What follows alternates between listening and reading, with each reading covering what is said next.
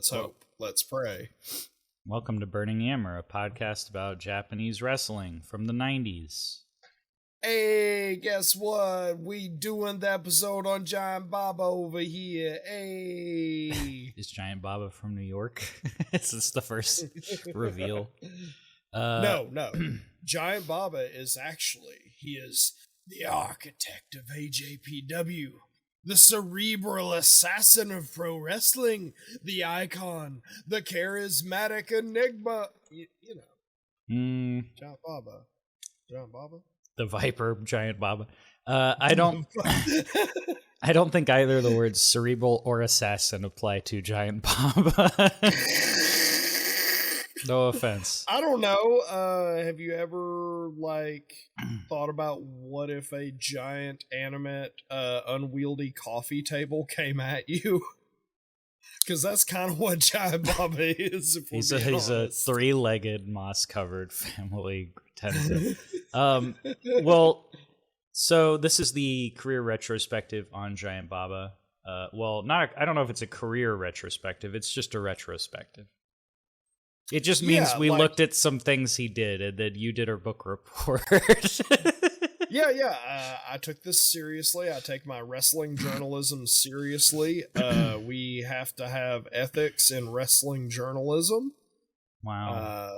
Definitely don't look into anything else about that. I'd prefer just ethics in wrestling. I don't even know about journalism. God, that would be nice. Yeah.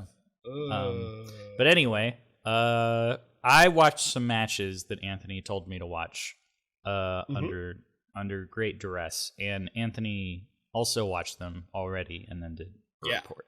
So yeah.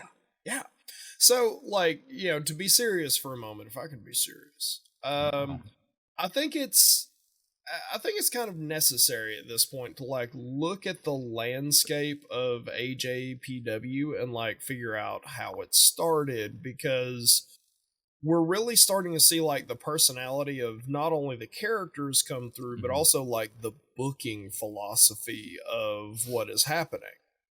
Mm-hmm. And in doing this on Giant Bob, I realized a lot of the politics that kind of went into the different shifts and tones of AJPW, and I think it's actually very interesting.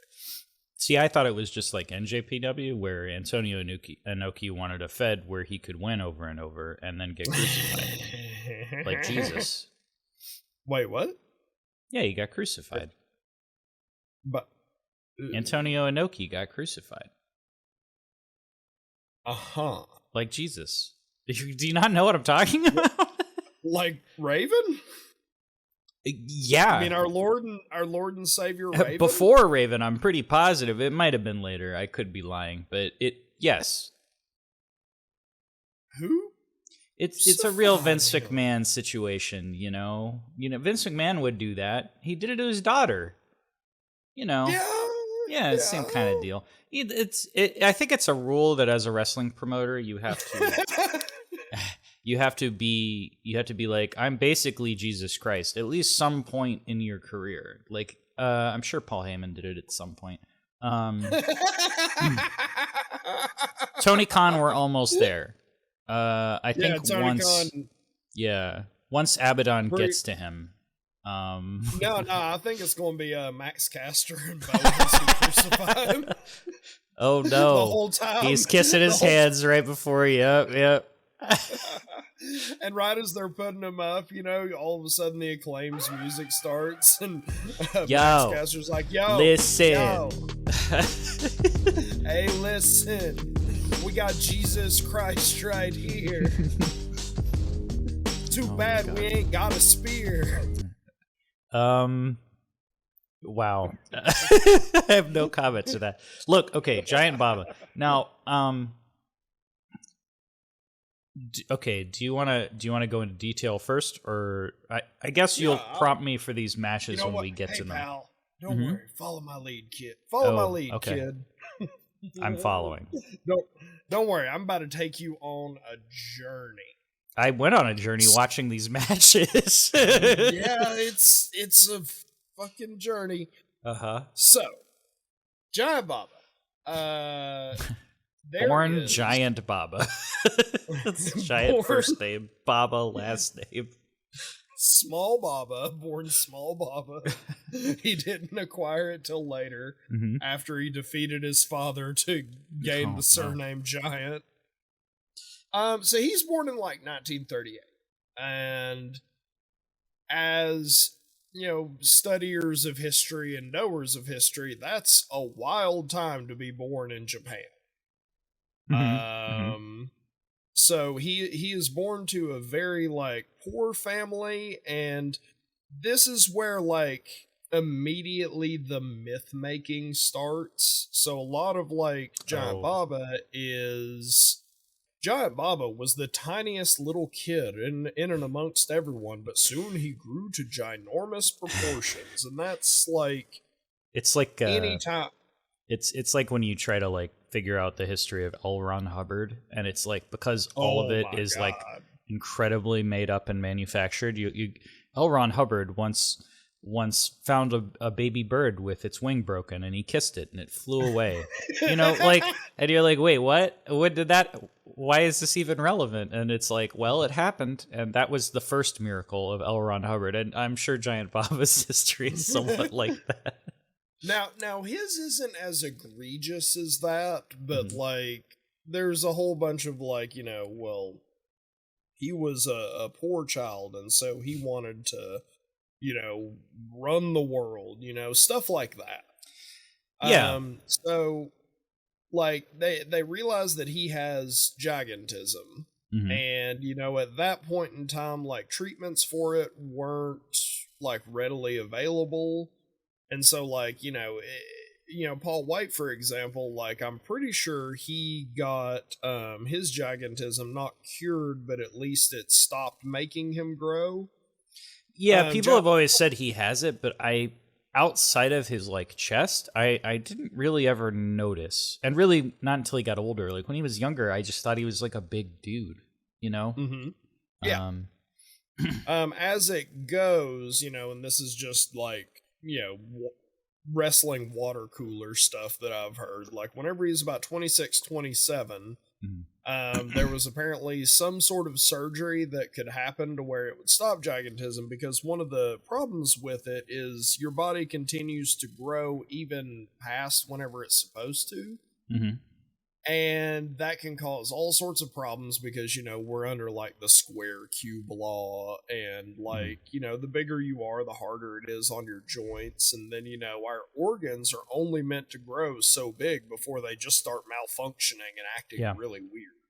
Luckily, hopefully, Big Show wasn't dealing with like Vince at this time, because he'd be like, "Hey Vince, I need to get a surgery to stop my gigantism, because I'll just keep growing." And Vince's like, "Oh, you're gonna keep growing. You're gonna be like, you're gonna get to be like 90 feet tall." It's like you can't get that surgery, like he wouldn't let him do it. But it's probably absolutely not. Yeah. And I mean, if Paul White tried to like charge it to the WWE, Vince McMahon just would have went there with a gun and Jimmy Snuka. We regrettably inform everyone that we had to release Paul White from his contract due to budget limitations. We couldn't afford to give him his surgery. Turns out Paul White was very combative. He's hard to work with, yeah. It was very hard to work creative differences. We wish him the best on his future endeavors, being small and not 90 feet tall. Like a real man would want to be. Yeah.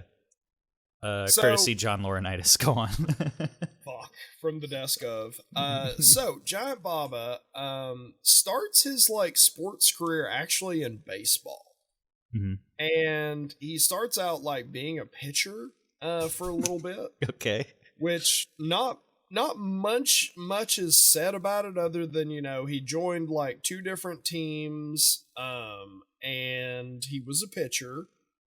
And this is another one of those myth making things, because they're like, and Giant Baba's first game that he pitched a no hitter. Sure. Okay. And even the physics of it and everything, I don't, because people will all the time, like during that, be like, because of his size and strength and his strange arms, Now, he was able to just shitty whip the ball and no one could hit it, and I don't see how that helps him at all. no, I mean, I was gonna say, like, of all the sports, I would think being monstrously tall would help you, and baseball does not immediately strike me. I guess they could put him in the outfield and he could catch, like, the balls that go over. But, yeah, the balls that are like, 1 to 2 feet above the fence. yeah, like, which isn't, man, like... you get there, he's a Venus flytrap for Now, baseballs. yes, I will say, being in the carny business, I can totally see some rinky-dink baseball company or carny business being like, we're going to have an exhibition baseball match with this 8-foot tall pitcher who will demolish, and then like they pay people off to like, swing the bat all the way around and fall over and over, and then they're like, oh, he pitched a no-hitter in his first game, he's 8 feet tall, and everybody, and everybody's going crazy, and like, ridiculous carny shit, you know what I mean? Would you Bert, would you say that you're a fan of, like, say, I don't know, organized crime kind of doing these types of shenanigans? I should say that I, Bert, am a full-throated supporter of the mafia. I support everything you do, you brave men and women. Never change. Never change. And I would never interfere with any mafia business. I respect you, and keep on keeping on. I live in New York, so I have to say these things, or else I get my kneecaps broken. The Yakuza also fine gentlemen, from what I've heard. Oh, absolutely fine gentlemen, and keep organized crime in the back of your head for a little while. So, Giant Baba. Are we going to start talking about Ricky Dozen? Is that what we're going to start doing? Oh no, you're making a face like we already know where this is going. Okay, keep on going. Anyway. So, during, like Giant Baba only played for like maybe a season and a half. And during what was possibly like a minor arm injury, he was rehabbing his arm, and it was like, tennis elbow or something like that. Baseball elbow. Baseball elbow. He was an intensely private man, and so like getting any specifics out of him was like notoriously difficult. He after someone like let the air out of his arms or something, had this arm injury. Jesus. They threw some leeches on it and ended up being okay. Yeah. So he met a fella by the name of Ricky Dozen. I called it, yeah. Okay, so I didn't know where this was going. You mentioned the mafia. I said, Ricky Dozen. Gotcha. So I had no clue who Ricky Dozen was. Oh, wow. I knew all about Ricky Dozen because I knew about Kimura as well. Yeah, I saw Kimura mentioned several times. There was no surname attached, so I was like, this has to be a professional wrestler, because only a professional wrestler can walk around with a single name. Yeah, but Kimura's kind of like, he in the vein of like Suzuki or something. He is a real judoka / badass who actually like fought the Gracies, like the original Gracies, to fucking a standstill in their home turf and stuff like that. He's like a real guy. But also good. I hope Kimura embarrassed them all. He did. Good. Go on. So, Ricky Dozen was like really responsible for popularizing professional wrestling in the 1960s. Yes. So professional wrestling in Japan had only started in maybe the 50s. Yeah. Like it's one of those murky times, and like wild to think that, like here in America you can trace like, wrestling back to like, the 1910s and even some in like, the 1890s. Yes. And then AAA, can trace it back even further. Yeah. And yeah, as far as I know, Ricky Dozen is like the father of pro wrestling in Japan. Like he is pretty much the progenitor of that. He is absolutely wildly popular. Yes. And he is just a larger than life fella, and he during this time finds two young up and coming talent at about the same time. He finds Giant Baba, as we just found out, and went to a baseball game. Went to a baseball game, said, "Wow, look at this guy." And then can you guess who his other star pupil was that he Inoki got right at that time? Inoki would be one guess. Yep.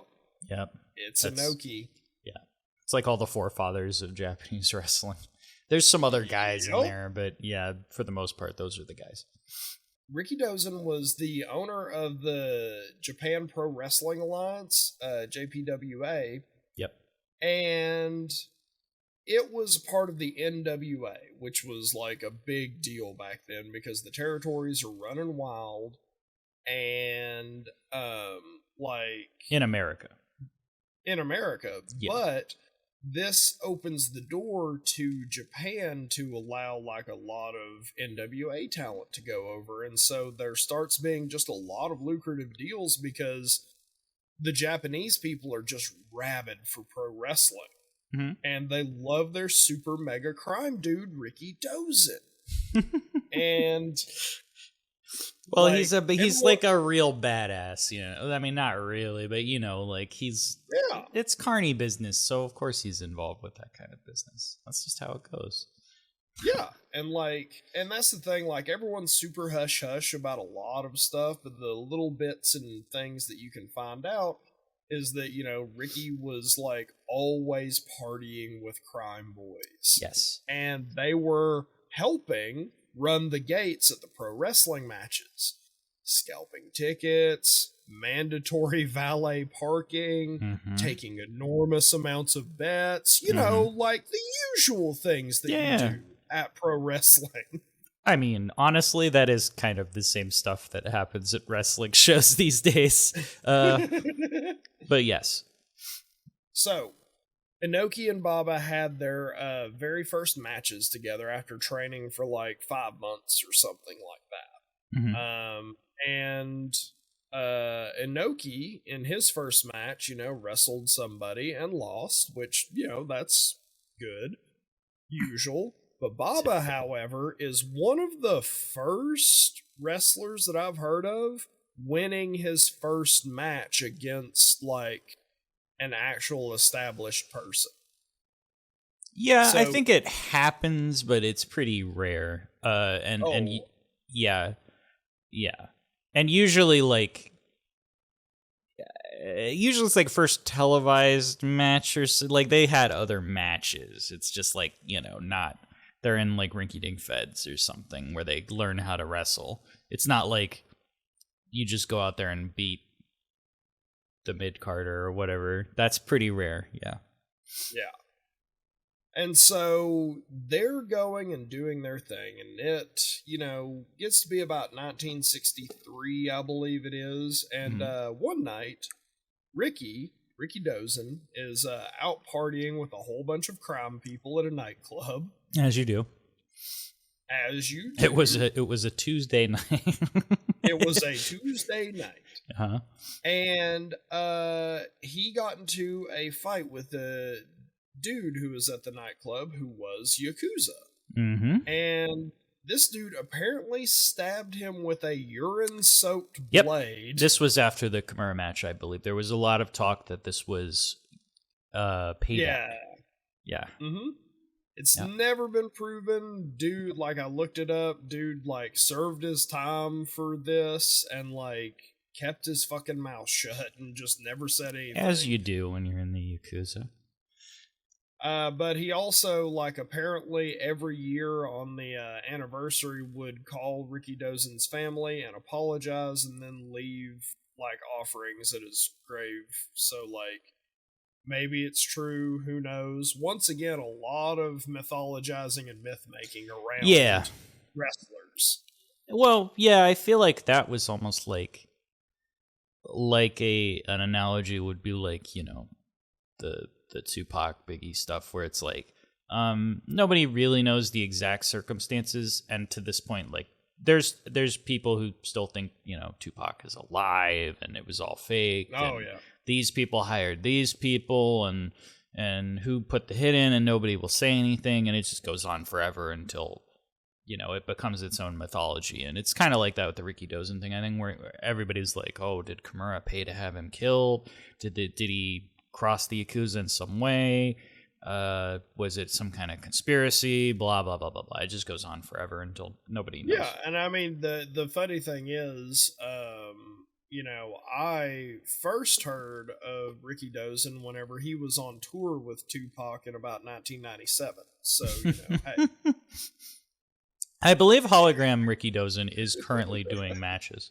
Wouldn't that be great to watch? Two fucking light shows having a fucking wrestling match. A 60s style wrestling match. Oh my god. Wrestling fucking Harley race in hell. Anyway. But yes, Ricky Dozen got shanked and murdered. Well, not exactly. So, I mean, he did get murdered. But yes. The thing is, he got stabbed, and apparently it wasn't so bad. He stayed at the nightclub. Yeah, he was just like, oh, it's fine, I got stabbed. It's no big. Yeah. Yeah.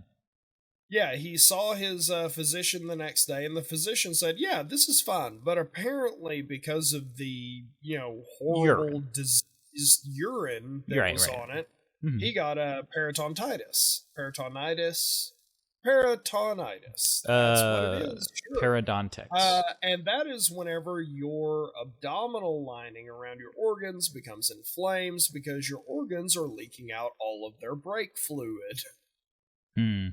So, that doesn't sound fun to me, personally. No, absolutely not. He dies a week later in just horrible circumstances of kidney failure and absolute tragedy.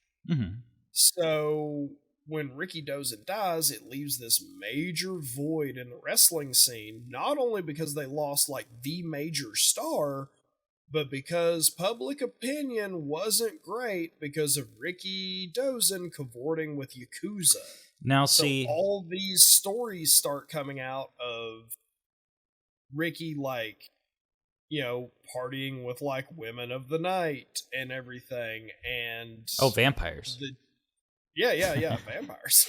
Now see, I would say this does not help the conspiracy aspect, because when you are the most reputable, notable folk hero Japanese wrestler with your two proteges, and then there is a giant vacuum when you are murdered, that doesn't cast a great light on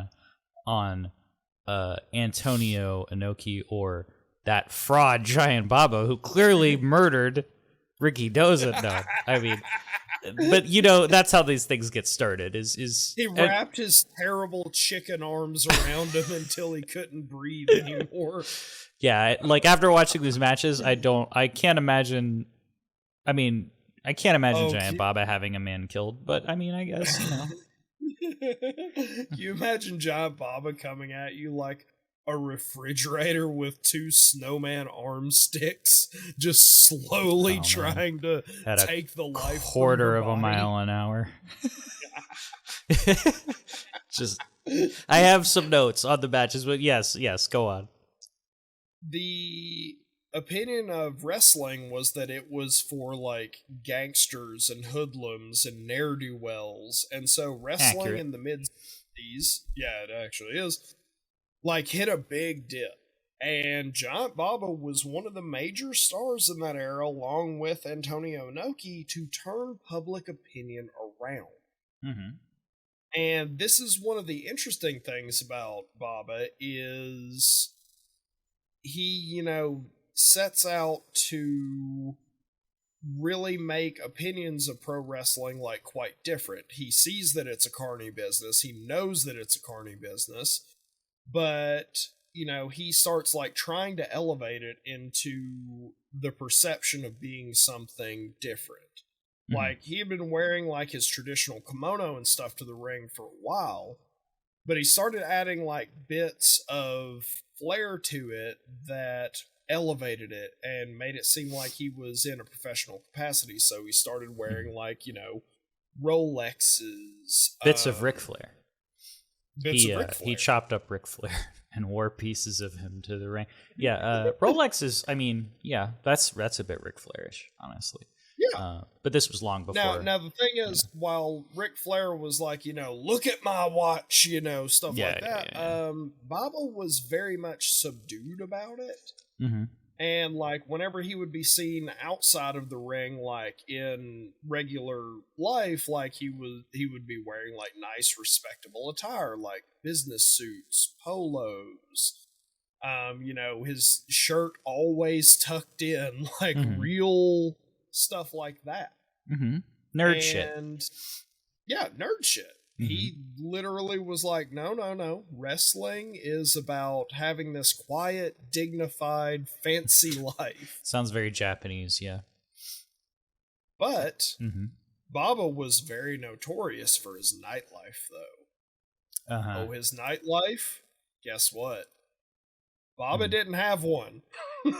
He was too busy pitching no-hitters. He can't be drinking. He has to focus on the sweet science of baseball. How else is he going to leap over the fences to catch those fly balls? Yeah. Anyway, yes, he didn't have a nightlife. Was he like straight edge? No, I mean he would drink. Okay. And of course, this is another bit of the myth making. People were like, "Oh yeah, if Giant Baba chooses to drink, he can drink so much." That's just the Andre the Giant thing. But Andre did drink, obviously, like a lot. Yeah, that's different. A lot. Yeah. And so like if he did go out, like he would be there with the wrestlers and the boys for the first half of the night. Where he would like insist that they go to like a nice restaurant and they'd sit there and have like a nice meal and like be seen having this nice meal at a respectable restaurant that isn't run by Yakuza, and then he would dip. Like he wouldn't go out for like the secondary thing, the secondary partying. And it was very rare for him to actually be seen like drinking, and no one ever recalls him being drunk. So his size could play into that. It could just be the myth making.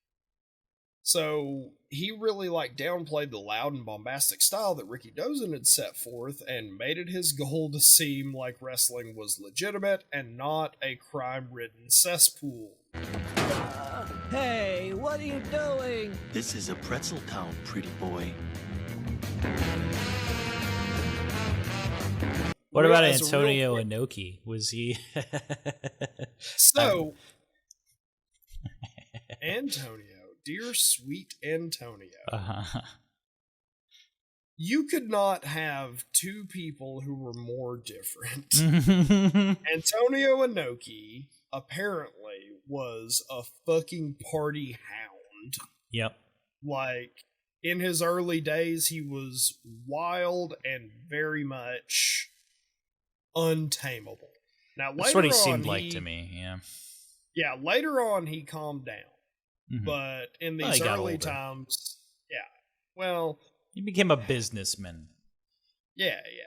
We'll get into some of that a little bit later on, but I wanted to tell this like little aside before we get into the first match. So something that is very funny to me is later on, as Baba is running AJPW, he's like developed this refined aesthetic of what he thinks a professional wrestler should be, like, elegant, kind of ephemeral, like you dress nice, you aren't seen like, cavorting with, crime people. Catholic. And very Catholic. And later on, he would get very mad constantly at Genichiro Tenryu. I wonder why. This is before. Sure. He would get mad at Tenryu for wearing blue jeans. Is he supposed to wear black jeans? He's not supposed to wear jeans. He's supposed to wear khakis. Genichiro, where are your slacks? What? Where are your young man?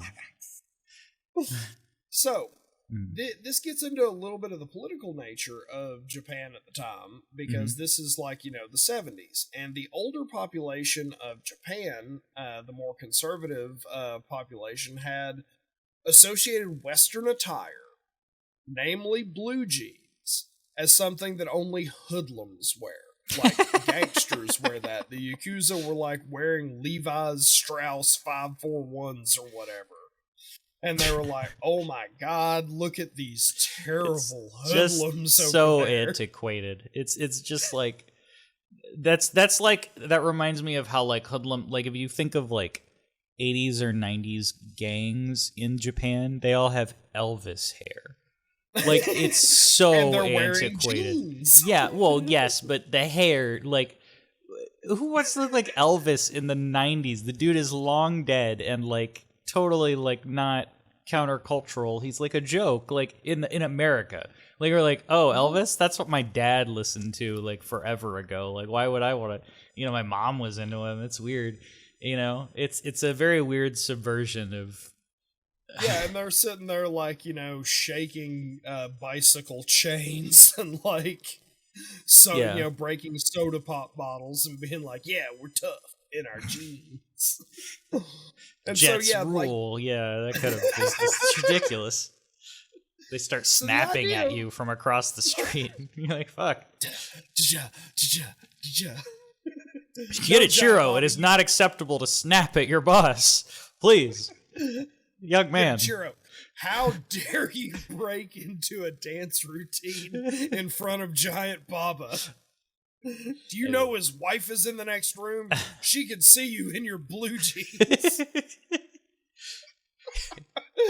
Your perfectly clean, starched blue jeans, yes. Oh my god, they were spotless. Anyway. And so, the idea of Giant Baba yelling at Himbo for hire Genichiro Tenryu to stop wearing gangster jeans is hilarious, because also Tenryu apparently had no idea of any of the connotations of it, and famously did not know about current affairs and just did things because they looked. He's just a dumb man. I'm imagining Geto screaming at Kota Ibushi to cut his hair because it's too long. Like, Koda's like, what? How? Why? Is it? I'm sorry. I don't know. I'm just Kota Ibushi. I'm just a little guy. I don't know. It's my birthday. Like, that's just Kota. He doesn't know. He's not countercultural. Genichiro Tenryu laid the blueprint of the Japanese himbo. Because, so, whenever he started, his faction revolution, at the time, like, Giant Baba was kind of worried about it because the Cold War was, in full swing. There was a whole bunch of things happening in South America. And for a while, he was like, no, Tenryu, you cannot call your stable revolution. And the whole time, there's just Genichiro Tenryu just being like, it sounds cool, It's a cool word. Come on, man. It's just a cool word. What? Tenryu absolutely correct in this case, yes. Yeah, and so he, Tenryu is known for just not knowing what the hell is going on around him. Like, if cyberpunk had been like a bigger cultural thing, you would have seen this guy in fucking neon sunglasses in 1994. Yeah. Like, way past its prime. Yeah, he would have lost his mind if he saw Blade Runner. Like, all of a sudden he just his entire crew in Revolution would be dressed in like skin tight leather outfits. See, if he was around today, he'd definitely be one of the guys in the fucking Joker makeup. Like this. Oh my everybody's. God. This is just an aside, but memo to all wrestlers: please stop it with the Joker costumes. I really can't. Like Penta did it. Who is it? Preston Vance does it. Yep. Stop doing it. Okay, we get it. You like Joker. Okay, just calm down. Okay. Well, I mean, Preston Vance's new mask whips ass. Like, did he finally get rid of the Joker nonsense? Oh, you haven't seen his new mask? I don't think so. He's had it for like 2 months. Maybe I have seen it, but he's not on TV too often. But Penta, thank God, got rid of it. Because I was like, dude, no, you're too cool for this Joker nonsense. I know you're like, he's probably not as versed on all that, but yeah. Yeah, because didn't he wear it to the Young Bucks tag match and they ripped it? I don't. Or no, it was against FTR, the Rana match. That's right.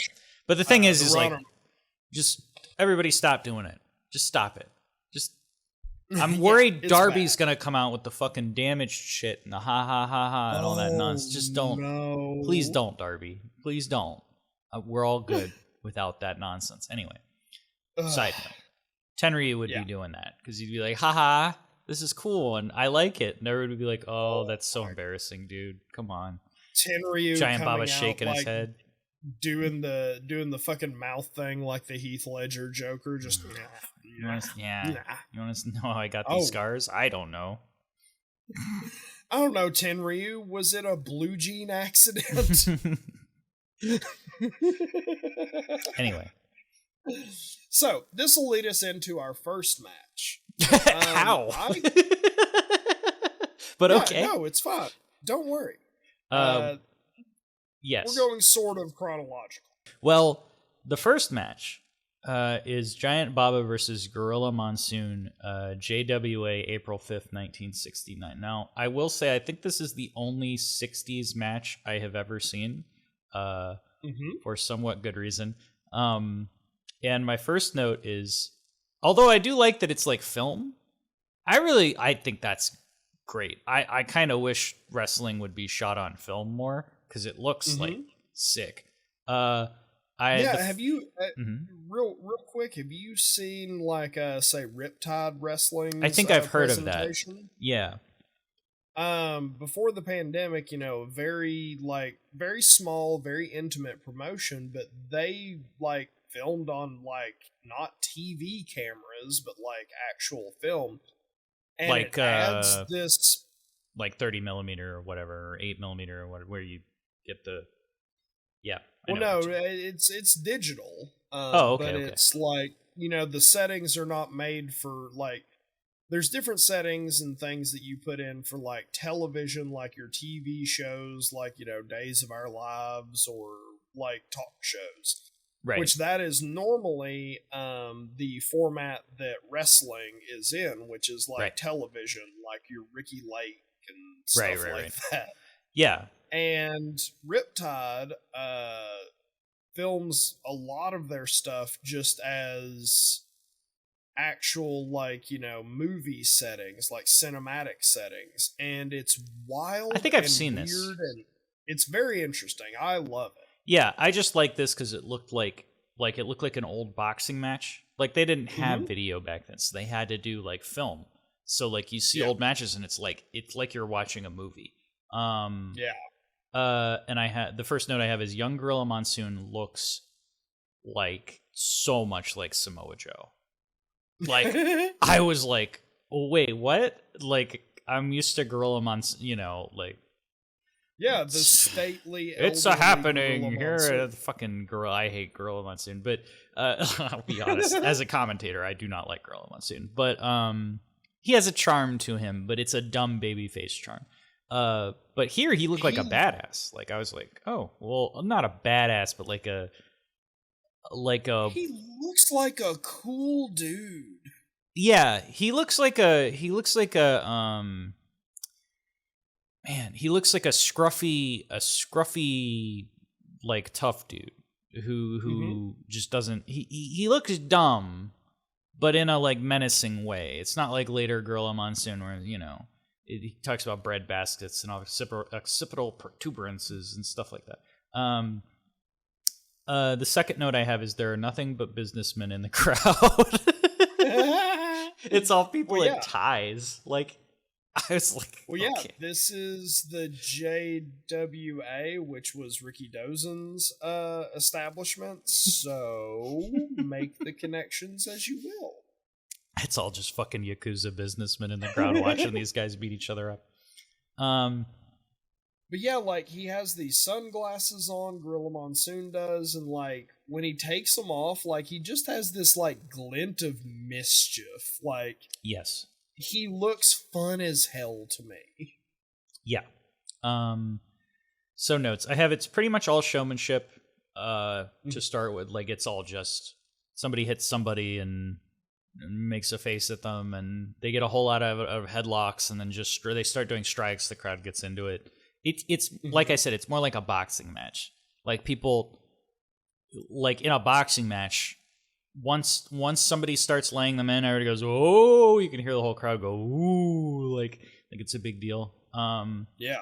Monsoon's sell out of the ring is honestly impressive. He did like a flip over the ropes that looked crazy. I was like, okay. I didn't think he could do that. Yeah. Baba does these jumping overhead chops, which by today's standards look very hokey. Like they could not possibly, but they're like super over. By comparison, and this is something I noticed actually throughout all these matches, Monsoon does chops and strikes, and they look so much more stiff. Like, I was like, oh, he's fucking slapping him, like chopping him. And then Baba would do a knife edge chop, and it was like, yeah, that doesn't look like it really hurt. Like, it just looked like okay. Yeah, so something I noticed with Baba in these matches is Baba rarely lays it in.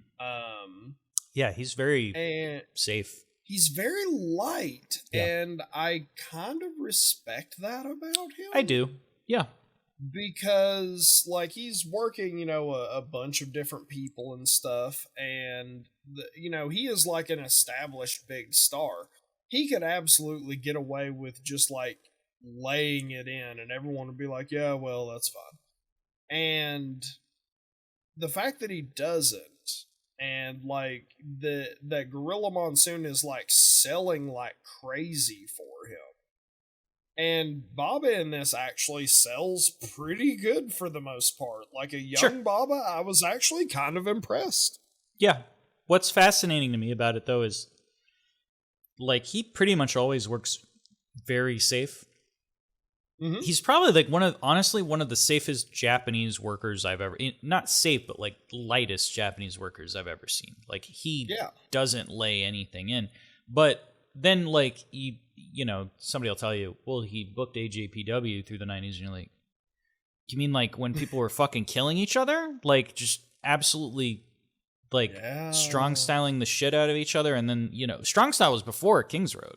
Like Baba changed it from strong style, but even then, like, this dude went through all those eras and he doesn't work strong style at all, really. He's very light. I have so Gorilla Monsoon does Baba goes for the drop kick, and Gorilla Monsoon does the fucking Samoa Joe wave off spot. I was like, it's just like Samoa Joe. Like, he just goes, and the kick goes the other. I'm like, dude, like, Samoa Joe must have been watching a lot of Gorilla Monsoon or something. I doubt it, but, you know, it's possible. Monsoon gets a splash, and, he won. Yeah. This was more common back in the day. Like, people would get 3 counts where they kick out at, like, 3.1. And everybody's like, oh, did he kick out or not? Oh, he didn't. Which is a real, like, I guess the match is over. Baba looks extremely confused, and Gorilla even looks perplexed. Like, he's just remembered to go pick up his dry cleaning, and he just gets out. I think it makes more sense when you explain that, like, this is a room full of Yakuza and businessmen betting on a match. Because, like, if you put it really close, it makes the people who lost their bet feel like, oh, okay, well, it was close, so I just bet the same way next time, and I'll win or what. You know what I mean? Like, if it's not close, then it's like, why did I even bet? Kind of. It's that kind of thing. But I mean, the thing is that lets you know it's a real seedy place is the turnbuckle. The turnbuckles are made out of towels and baling wire. Did you catch that? I did not even see that, no. But that's hilarious. Baling. Yeah, the turnbuckles are literally towels and baling wire. Like, it's awful. And they are dirty. They are filthy. Well, like, they've never been clean. They're covered in urine. They're dangerous. In honor of Ricky Dosen. Yeah. So... Rest in piss. Yes. 1960s, right? I mean, it is late 1960s, but it is... I mean, I respectfully give it a 1.5 out of... It was about 7 minutes long. It was cut. Also, it was cut up. So maybe they did some shooting star splashes that I missed. I don't think so, though. But I respectfully give it a 1.5. It was interesting to watch, and this is how I feel about most older matches. It's like, oh, wow, things were different, and it has a kind of spectacle to it, but like work rate wise, it's just a different world. It's like if you're like, if I was like, man, I want to play a video game, so it's like, oh, how about this? I have Space Invaders, and I'd be like, yeah, I mean, I respect Space Invaders, and it's fine to pass 2 minutes. I had fun for 10 minutes, and now I don't want to play Space Invaders Exactly. anymore. That's exactly what... Yeah, like, I can watch this match and be like, oh, cool. If I had to watch a whole show, I'd be like, oh, Jesus Christ, I'm gonna need a Valium or something, like... So, like, the thing is, I am very used to 60s and 70s style wrestling, because... You know, when my dad would talk about matches, like, he was talking about stuff from, like, you know, the 60s and the 70s whenever he was growing up. Right. And, you know, then the 80s, that is, like, his heyday, where he was like, wrestling's never getting better, baby. I can see that. Like, I honestly, if I was growing up in the 80s and wrestling was shit hot, I'd probably be like, wow, it's never getting better than this. This is the boom period. It's all downhill. Which is kind of funny now, but you know. And it's like, nope, there's actually a valley and then another hill and then a big valley and then another hill. Yeah, it just goes up and down. Yeah. So I appreciated some of the things about this match. Like, Gorilla Monsoon worked a lot harder than I thought he would. Mm-hmm. And the fact that, like, at one point he jumped up and like touched his toes with his hands. That was very interesting to see huge, large Gorilla Monsoon doing that. It was kind of funny. I respect it, but it was kind of like, look what I can do. It's like, okay, cool. Yeah. It was absolutely just like, ooh, look at me. I kind of wish he did a cartwheel, you know? Like, hey. Yeah. That's like the who does that? Like fucking Bo Dallas or something would do that. It's like, God. Check it out. I did a cartwheel. Woo! It's fun. And yeah, like, Gorilla Monsoon also did something that I really appreciated, which is, you know, he would get Bobby in a headlock. Yes. And he would turn away from the referee and then punch him with a closed fist. Yeah. And Baba would, you know, like, and the ref would be like, hey, what'd you do? And, you know, Monsoon would look at him and mime an open palm slap and be like, no, I open palm, no. And the ref would be like, oh, you. This is such, like, it's such, like, by today's standards of heel work, it's so understated. Like, I literally did not notice it the entire match, but yes, I'm sure it's because, like, I think when it's a thing of, like, if you were watching and you believed it was real, then you would believe in the rules a lot more. These days, like, I have no inclination. I know it's fake. And also, I know everybody breaks the rules all the time because it literally happens on every show constantly. So, like, somebody using closed fist is, like, irrelevant to me by today's standards. The ref might go like this, but I'm like, okay, whatever. That just happens. People just pop each other in the eyes all the time. It just happens. But like, if you're actually betting on the match because you believe it's real, and the dude starts using closed fists, you'd probably like. It's no wonder people got stabbed with fucking urine knives. You know, like, like it cost me all that fucking money, you fucker. Like, yeah, there were real stakes at hand. God. Yeah. But yeah. So I actually really loved this match. Mm-hmm. It's a novelty and it's short. That's like it's saving graces right there. Mm-hmm. And so I mean, for me, I think people should watch this. You know, so I gave it 3 stars. This is a perfectly acceptable match. I was worried for a second. You'd be like, I give it a 5 out of 5. I was like, Jesus Christ. Okay. No, it's an all-time legendary classic for 7 minutes. Yeah. But it was also fun. very interesting seeing Gorilla Monsoon wrestle. I don't know if you had ever seen him wrestle before. I think I'd seen pictures of him as a wrestler, but I'd never seen him wrestle. No.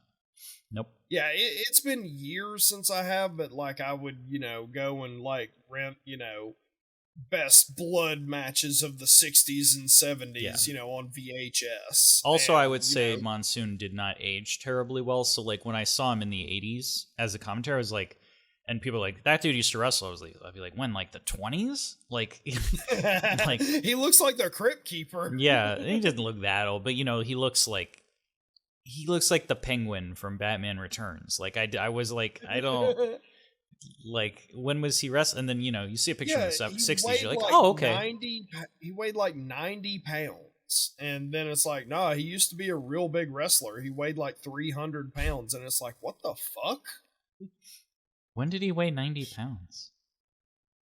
Towards the end of his life, like the last 4 or 5 years, like I thought he was like huge back then. Man, I must have not been paying attention.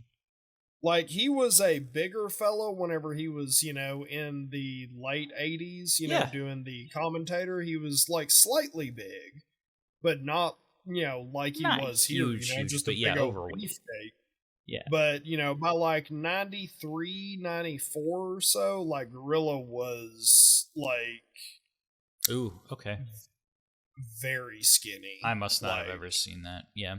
I know he did like some angles on like Raw and stuff that were weird, but I didn't watch the new gen like at all. So, anyway, that was the match. So, that was the match.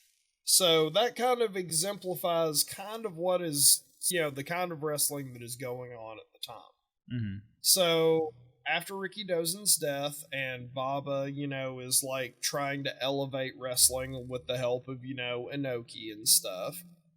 He stayed with Ricky Dozen's, federation, the JWA, for 9 years and formed a tag team with Antonio Inoki. Mm-hmm. Do you know what their tag team name was called? Man, I was going to try to think of something funny, but no, I have no idea. Oh, it can't be funnier than the actual name. Oh, no. What is it? It is called By Cannon. I'm sorry? Why? Cannon. Where do cannons even enter into this? What? Space Cannon. Oh, okay. That doesn't make any more sense. Cannon, but they're By Cannon. Oh, BI Cannon like Baba Inoki, and then Cannon is there because it's a canon ship.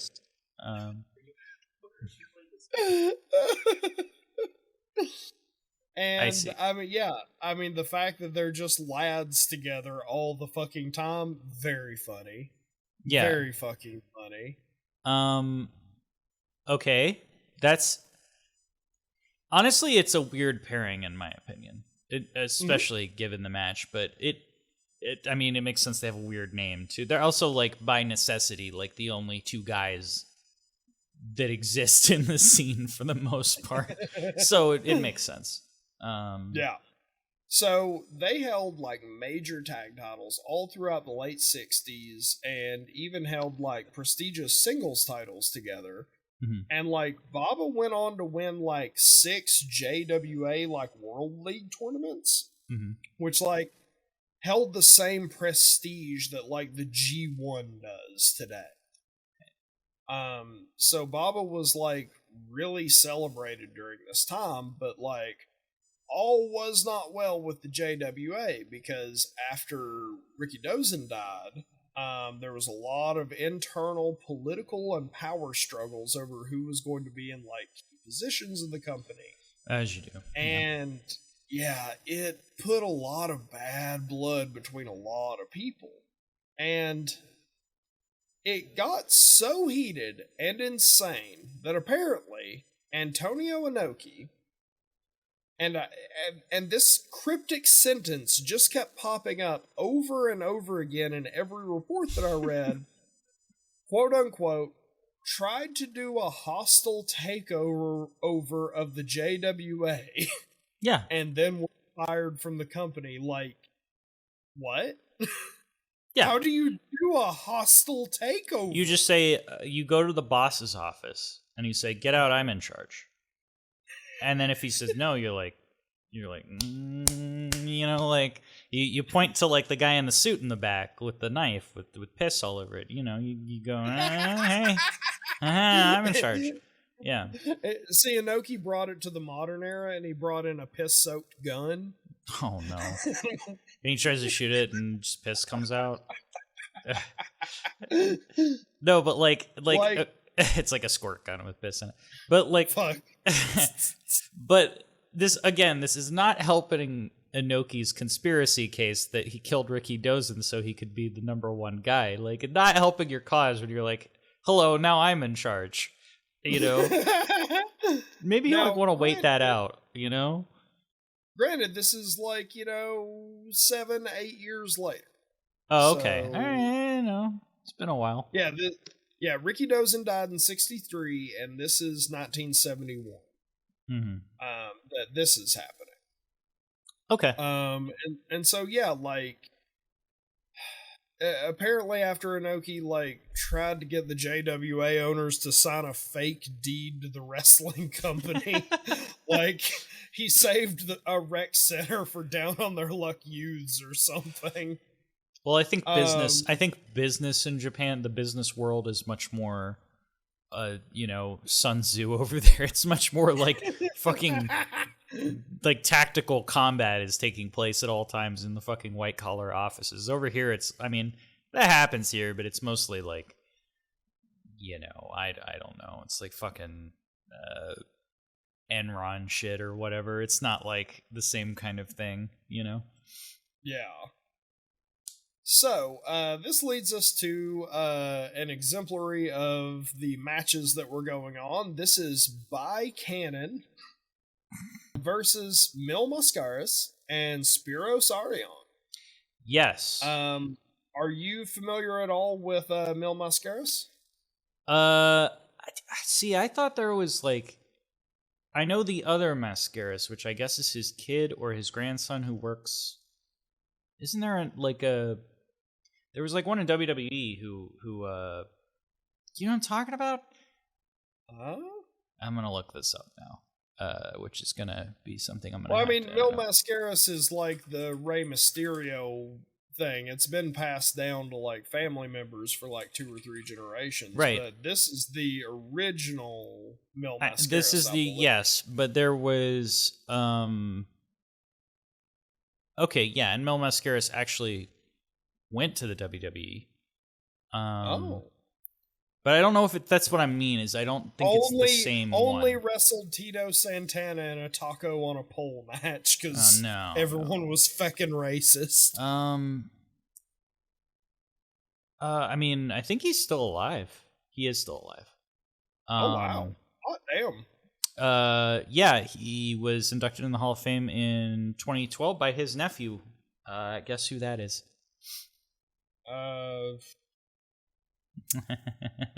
You're not Angel Garcia. Alberto Del Rio. Yeah, sad. Alberto Del Rio is part of the Mil Mascaras family. He's his nephew. Yeah. Fuck off. That's embarrassing. That is embarrassing. Yeah, it sucks. But Mil Mascaras, I would say, wrestled long after his shelf life. Quite possibly, yeah. Yeah, so I did think of him as a WWE guy because he did wrestle there for a little bit. But, and actually I saw him here. I was like, wait, this is like 1971. What the fuck? Was he like 12 or something? Well, he clearly wasn't. So yes, this is a 2 out of 3 falls match for the NWA International Tag Titles on March 2nd, 1971, JWA. So, it won't surprise you that I have the most notes on this match. Yep. The first note I have is, I wonder how much of the Pro Wrestling budget is for flowers. Oh my god! All because the time with flowers. Especially Joshi, like they gotta. It's like that candles tweet by Drill. Like they gotta be spending like 70% of the budget on these fucking bouquets that Bull Nakano throws in the trash. So, ironically enough, I do know who Mil Mascaras is, in general terms. But my first thought in this match is, who is this cool Spiros Aryan dude with his awesome name and look? Because I was instantly like, that dude rules, and I've never fucking heard of him, ever. No. He's apparently the Golden Greek, he's also called the Iron Greek, which is a great fucking name. The Iron Greek. Yeah, late in his career, like 1979. Before the Iron Sheik was really that much of a thing. So I think it's kind of my god. Yeah. Did a lot of high-profile tag wrestling in the 70s in Madison Square Garden, so like against like Bruno Sammartino, and he was a big dude. Like he was very popular in the American scene. Wow, the Iron Greek. He was only called the Iron Greek late in his career, very late. He was mostly the Golden Greek or just Spiros Aryan. I like him a lot. It's very funny because it sounds like a knockoff name that you would come across like looking in the Disney section. You know how you'd find like those knockoff Disney animated It's like movies? the fake Hercules movie, but it's not Hercules because it's Greek and it's fucking yeah. And yeah, like Ratatouille. You're looking for the Iron Sheik, and you find the Iron Greek, and it's like, what? Yes. Hold on a second. I mean, I think he's a better worker than Sheiky Baby, but no disrespect to Sheik. No disrespect to Sheiky, but I mean, Sheiky, he came in, he did exactly what he was good at doing. Yeah. And that's what we will say about Sheiky Baby. Yes. So, I have it's nutty watching chain wrestling in 1971 when Mascaras and Inoki started. Like, my brain was like, wait, this is like 30 years ago. Like, I watched, like, I was literally watching these guys do chain wrestling. I'm like, and even just the regular, it's like, this is stuff that like Bryan Danielson does today. And people are like, he's so technical. And I'm watching like fucking Antonio Inoki and Mil Mascaras do it in 1971. Like, I was just like, my mind was blown. I'm like, nobody did this stuff for like, or they did. Like, but it's so weird because when I think of 70s wrestling, I don't think of this. I think of like, like, I don't know, Jerry Lawler or something. I don't know. Yeah.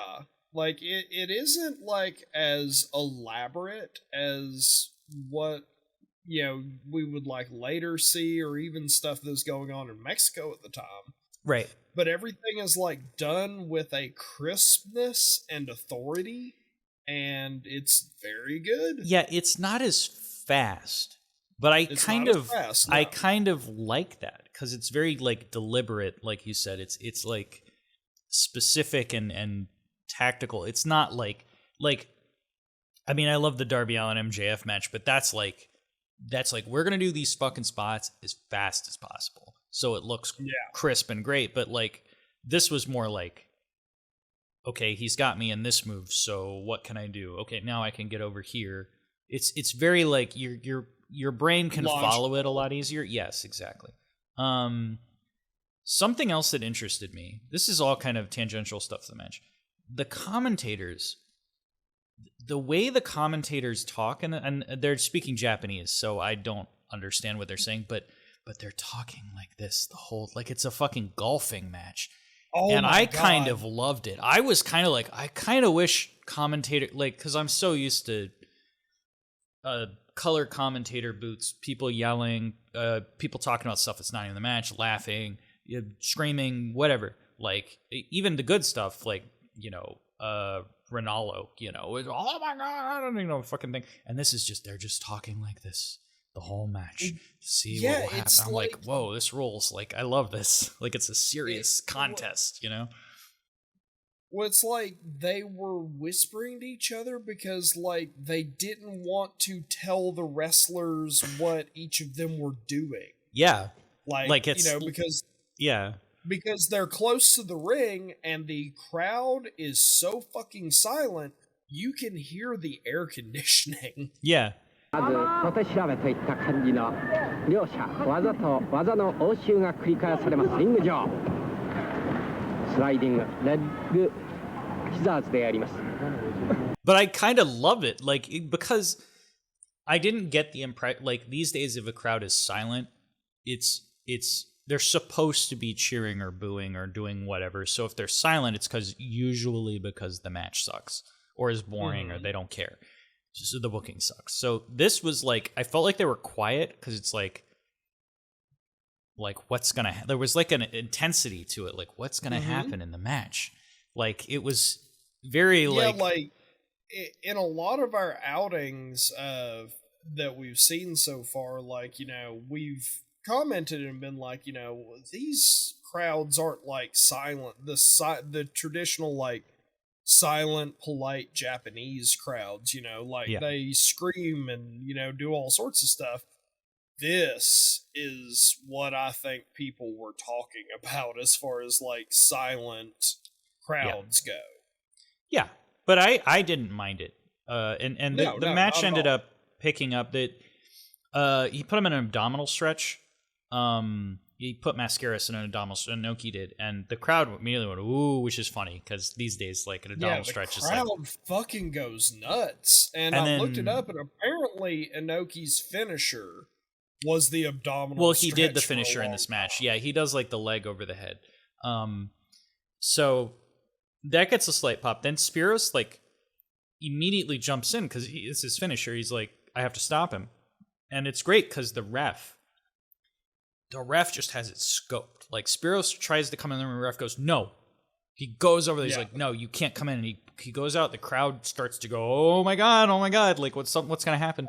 And then Mascaras, like, flips him out of the abdominal stretch and tags Spiros in. There's a really good amount of heat here. There's this fun spot where Mascaras tries to German bridge Baba, but he's way too tall, and he just sits down. he doesn't bridge. God, yeah.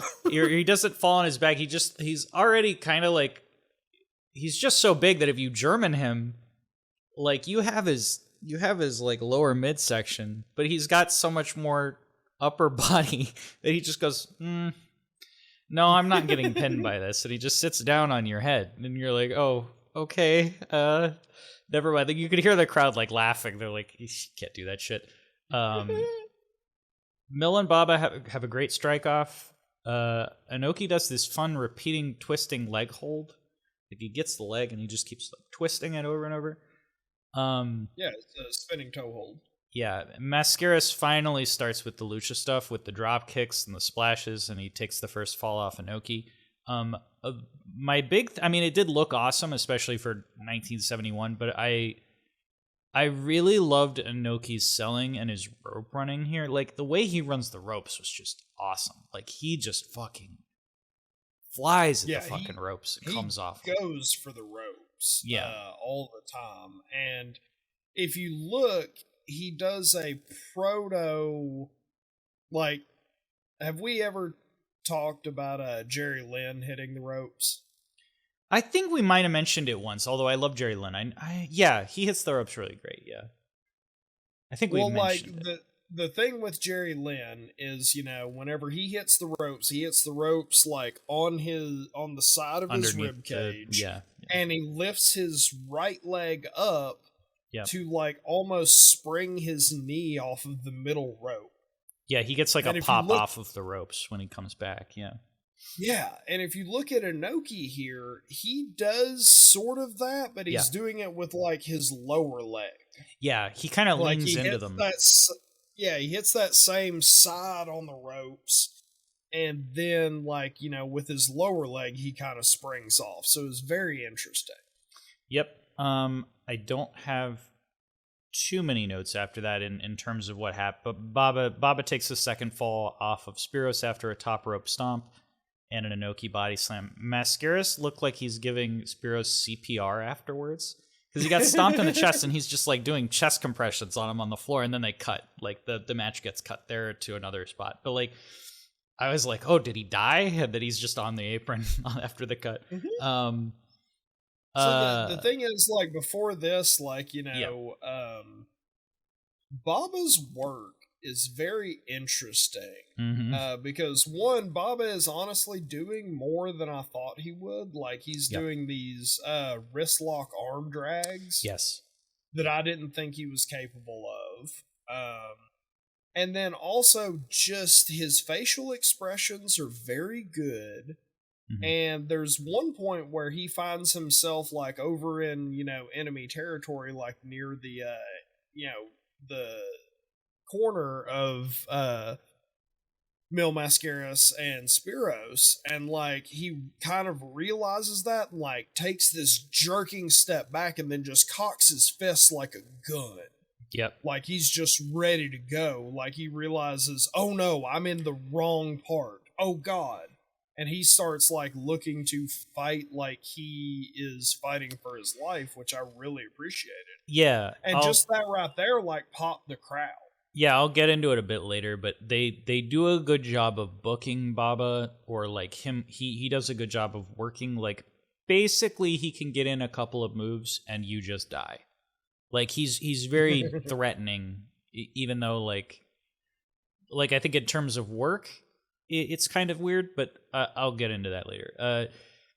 The match kicks into another gear again when Mills starts with the flying spots, but Baba cuts him off with a kick through a splash. Like he goes to do a splash and Baba just fucking kicks him. And the crowd goes, oh God. Inoki gets in, starts giving him drop kicks, and then he does the leg over the head abdominal stretch, which pops the crowd, and the camera almost didn't catch it.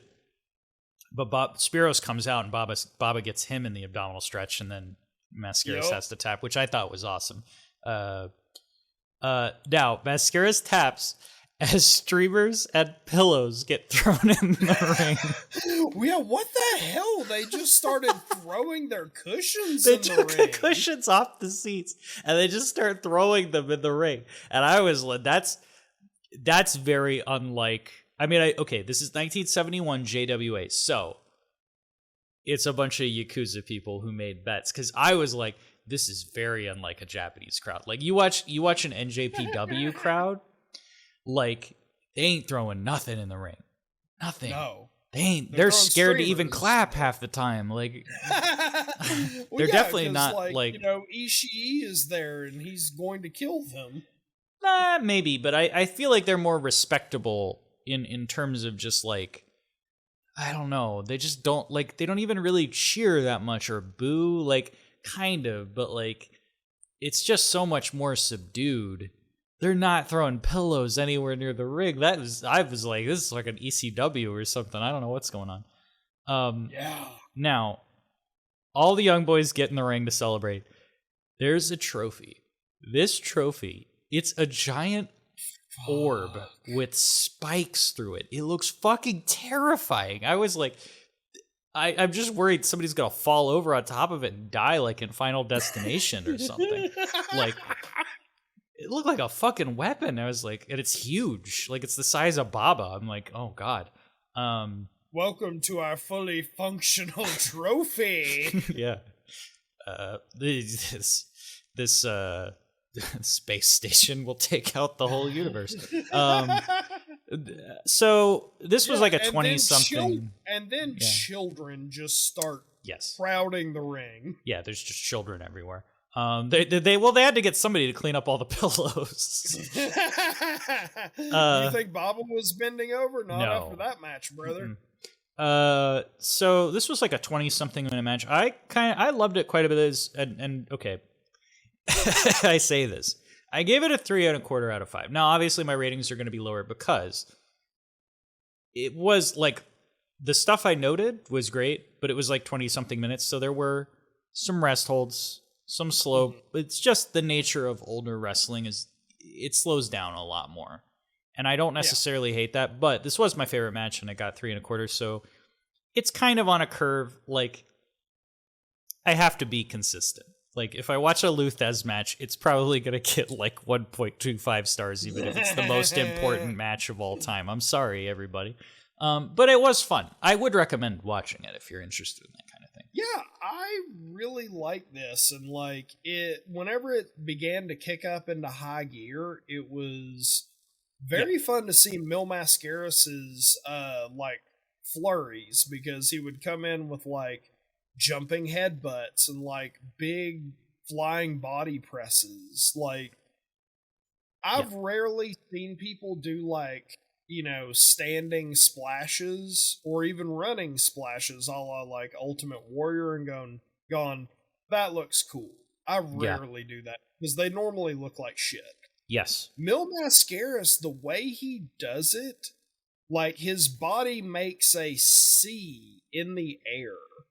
And that is his like head arching with his feet, you know, back to make like a C, and it looks like he puts everything he has into crushing you. And so whenever like the second fall happened, or the first fall, I forget what it was, I was like, oh god, that's cool as hell. Mil Mascaras rules, because it was a flurry of offense that was like, oh, yeah. Yeah.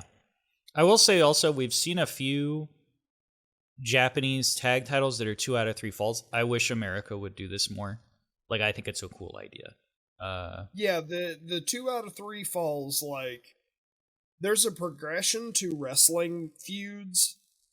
And I think, you know, and you should break the rules, you know, this isn't like rigid and strict, but it's like, you know, whenever you have a feud that's heating up, I think that the 2 out of 3 falls match is a good way to not have a blood feud, but to increase the intensity of the match. So it's like, you know, have a match, you know, have another match, then, you know, to decide it, it's 2 out of 3 falls, and then after that, maybe you go on to like a falls count anywhere or a cage match.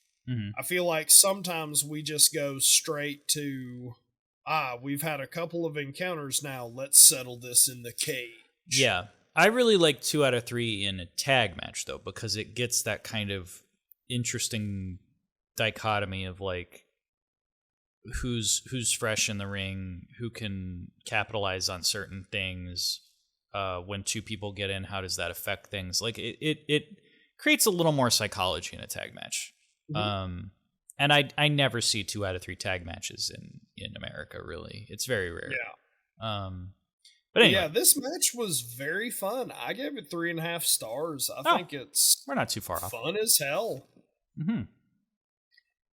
So that is kind of what is going on sort of around this time. And then abdominal stretches. Just nothing but abdominal days stretches. Of abdominal stretches, years. So shortly, you know, like I think 8 or 9 months after this, is whenever Inoki tries his hostile takeover of a wrestling company, and he is gone. And Baba continues to work for the promotion JWP for a little while, or JWA, sorry. JPW, I think you originally called it, but it gets kind of shortened. Wrestling Fed acronyms are the weirdest things sometimes, especially in the Fed days. Like, they get very strange. Yeah. He finishes out his matches that he has for about 3 or 4 months, and then both him and Inoki, who have still been in contact, both in the same year start up their own wrestling companies. All Japan Pro Wrestling for Giant Baba and New Japan Pro Wrestling for Inoki in 1972. Which are both still around. Yeah. And immediately, Baba set out to give All Japan like an international appeal, and he started to bring in American wrestlers to get the audience's attention. Right. Like, you know, the Gaijin storyline had long been an established thing to happen. Ricky Dozen was doing it, you know, Baba was doing it. Like, it was a thing, but you needed access to those stars. And so he had been working, you know, with the NWA and stuff in a lot of his appearances, so he was able to, like, already use those existing relationships that he had to start to get in there. His first star that he brought over was a wrestler called The Destroyer. Have you ever heard of The Destroyer? Is that are we discussing the cerebral assassin Triple H? Paul Levesque? Hunter Hearst Helmsley? What other nicknames does he have? The game. The game. It's all about the game and how you play it. It's all about control. And if you can play it, it's all about the making. And if you make it, etc. Lemmy forgot the words. We shouldn't remember them either. Yes. Anyway, no. I'm assuming you mean Bruiser Brody just because that's the next match, but I'm probably wrong. No. Okay. No, the Destroyer was a masked wrestler from America, who was like a very big name. Are you familiar with like the Invaders? No, this all kind of blends together to me. Like it's kind of like Doom, or you know what I mean? Like where I know Farouk. What's his real fucking name? Ron Simmons. I'd say I know him and then immediately forget Ron Simmons' fucking name. But yeah, like it was like Doom was like Ron Simmons, and then Doom 2, Hell on Earth. The other guy with the mask. Like yeah. The Masked Man number 2, and I believe the Invaders were just the masked Invaders. Invaders number 1 through 4. Yeah, Invader Zim and Invader Zed. But there was a lot of this in the 80s and late 70s of like, the Destroyer sounds exactly like that. It's a guy in a mask who's huge, and there was a lot of that. Even through the 90s, I feel it's a very WCW loved those gimmicks. A lot. But go on. Yeah, the Destroyer went on to have like multiple like different levels of influence. There was like the Destroyer 2, which was a tag team partner brought in for him later on, and then there was the Super Destroyers whenever like they temporarily lost the rights to the Destroyer. The Star Destroyer. But he was a big name, and apparently him and Baba had a match in 1972. Okay. Where the stipulation of the match was if the Destroyer lost, he had to go and work full-time for Baba in All Japan Wrestling for 5 years. I wonder if he's gonna lose. What happened if he won? He wins. He doesn't have to do it. Nice. Okay. Insanity, but very funny, and the most wrestling way to get a star. Yes, that's very wrestling. And it worked, and a lot of people really wanted to work in All Japan. Brought in, the likes of like Bruno Sammartino, the Funks, Bobo Brazil, the Briscoes. Okay. Dem Boys. He brought in Dem No, Boys. he did not bring in Dem Boys. They're time travelers. Maybe they're just really old and they don't look it. They're like timeless, That's like Meth no don't crack, mascaras. baby. Anyway. So, all this got him in good with the NWA, who worked with All Japan, and pretty much immediately, within just a few months, gave the company a lot of credibility, and Baba joined in with the NWA, lending to the NWA's credibility that it was giving, and then these stars. Surprise, surprise, Baba himself was giving credibility to his own promotion. Right. Because the PWF Championship was to be created, and Baba was booking the entire event. Right. Yeah, I tried to compile matches that were like in those, that were representative of those decades. Sure. That was kind of the thing. The PWF Heavyweight Championship match. Yeah, I think that's what you're referring to. Yeah. He books this, and this is one of those things where, if you look on paper, the original PWF Heavyweight Championship belt, Giant Baba supposedly wrestled 10 matches in a single night that night. He didn't lose a single match. He got 8 wins and 2 draws to become the inaugural PWF Heavyweight Champion. See, this was called, it says the event is AJPW Grand Champion Carnival 2, Day 23. Now, I was like, okay, that's probably some big show. I didn't realize he wrestled 10 fucking times. Like, that's some nice context to have for this fucking match. I was like, oh, okay. And it actually explains a lot about the crowd, for one thing. Okay. So, as far as I know, no footage of this night exists. It was a house show. And Jesus. Can you guess some of the names that Giant Baba defeated in the same night to win? It's 1983. Stan Hansen. No. This is not 1983. This is in 1973, something like that. Oh, okay. I thought we were talking about the match I watched. Okay, in that case, because it is a PWF Heavyweight Championship match, and that was the festival I was talking about. So in that case, we're talking 10 years before when it was set up originally. So in that case, the 70s. This is, AJPW has been around for almost a year. Buddy Rogers? Nope. I don't know many. It couldn't have been Bruno. Oh, yeah, no, Bruno was there. Well, yeah, I guess Bruno, it wasn't title for title, and Bruno might not have had the title in 73. I don't think he had it till the late 70s. So, yeah, well, then Bruno lost. Or draw. They probably drew. They had 2 matches that night. Baba won the first one and then went to the second one in a draw.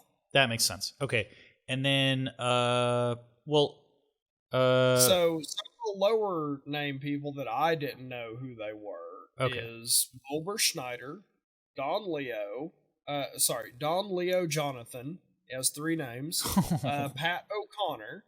Okay. And then it gets into names that that I recognize at least. Ox. The Destroyer, for one, his first Gaijin employee. Okay. Bobo Brazil. Okay. While that, Abdullah the Butcher. Oh, Abdullah. See, I should have guessed Abdullah. Fuck. Okay, go on. Yep. Famously defeating Bruno Sammartino. And for me, the headliner, he defeated in 1973 Terry Funk. Wow, that would have been a very young... Well, I guess not, because the Funks were wrestling back then, but that is fascinating. Yeah. Damn, we're lucky Vern Gagne wasn't involved. Because he never would have lost. So yeah, no footage exists, and everyone speaks about this night in hushed tones. And of course, like all the It's old like the wrestling time he fans are pitched like, a no-hitter. Yeah, okay. Yep, myth making, baby. Sure. Do you want to guess how long this inaugural PWF heavyweight champion, Giant Baba, held the belt? Okay, this was in 73. Yep. Hold on. Let me look at who won the Bruiser Brody match. It was a DQ.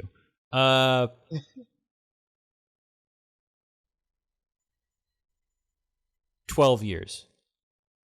Not quite. Okay. It's still very impressive.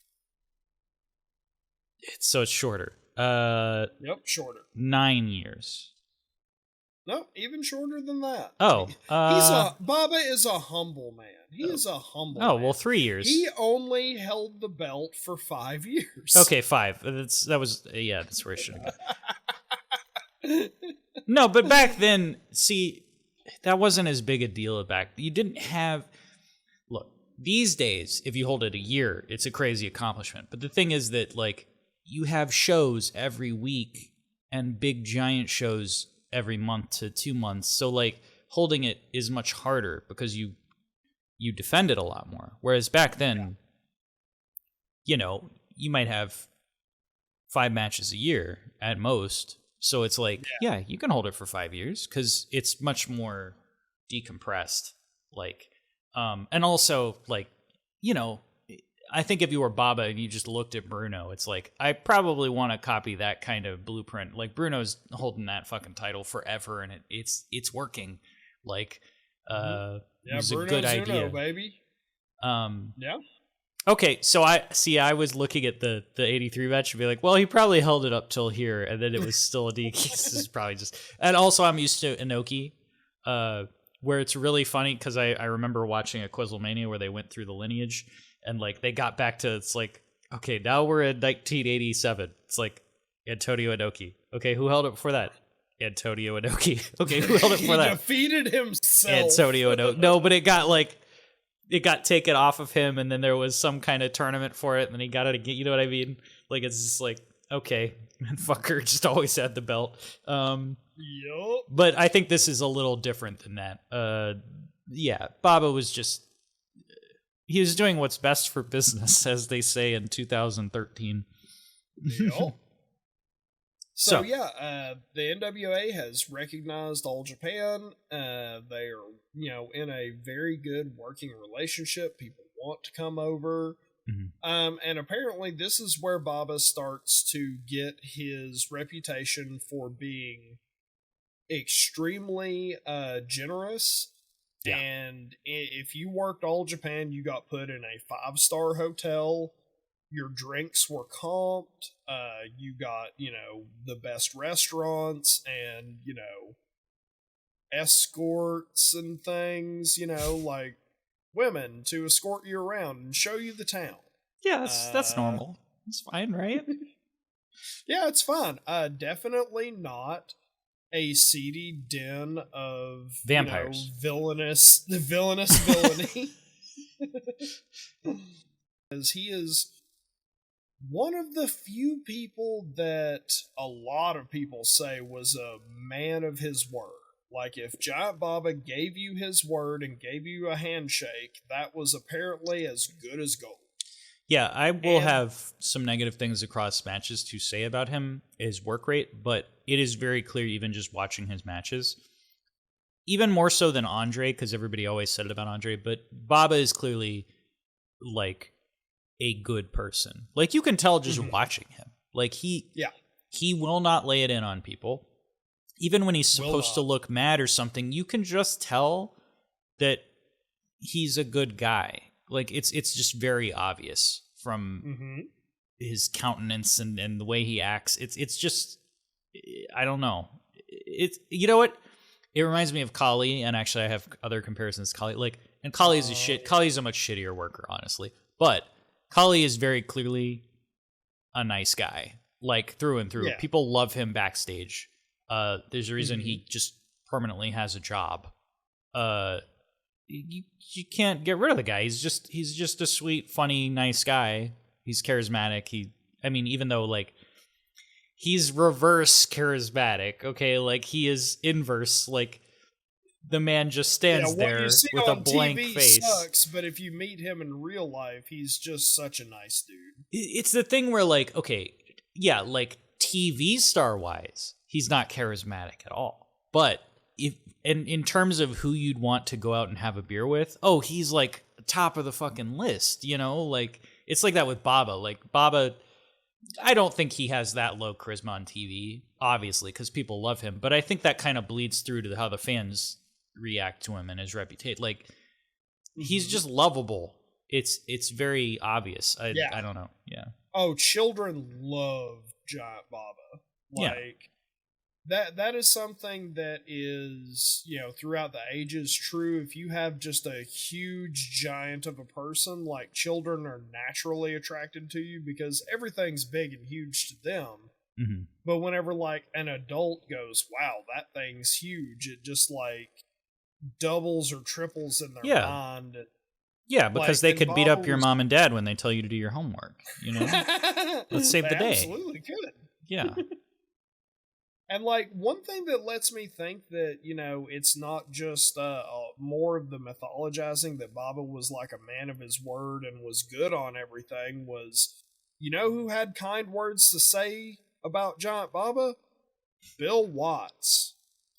Bill Watts has nothing fucking nice to say about any anybody. Goddamn body. Maybe himself. I'm gonna say homie. Oh, come on. I'm gonna say bro. Are you serious?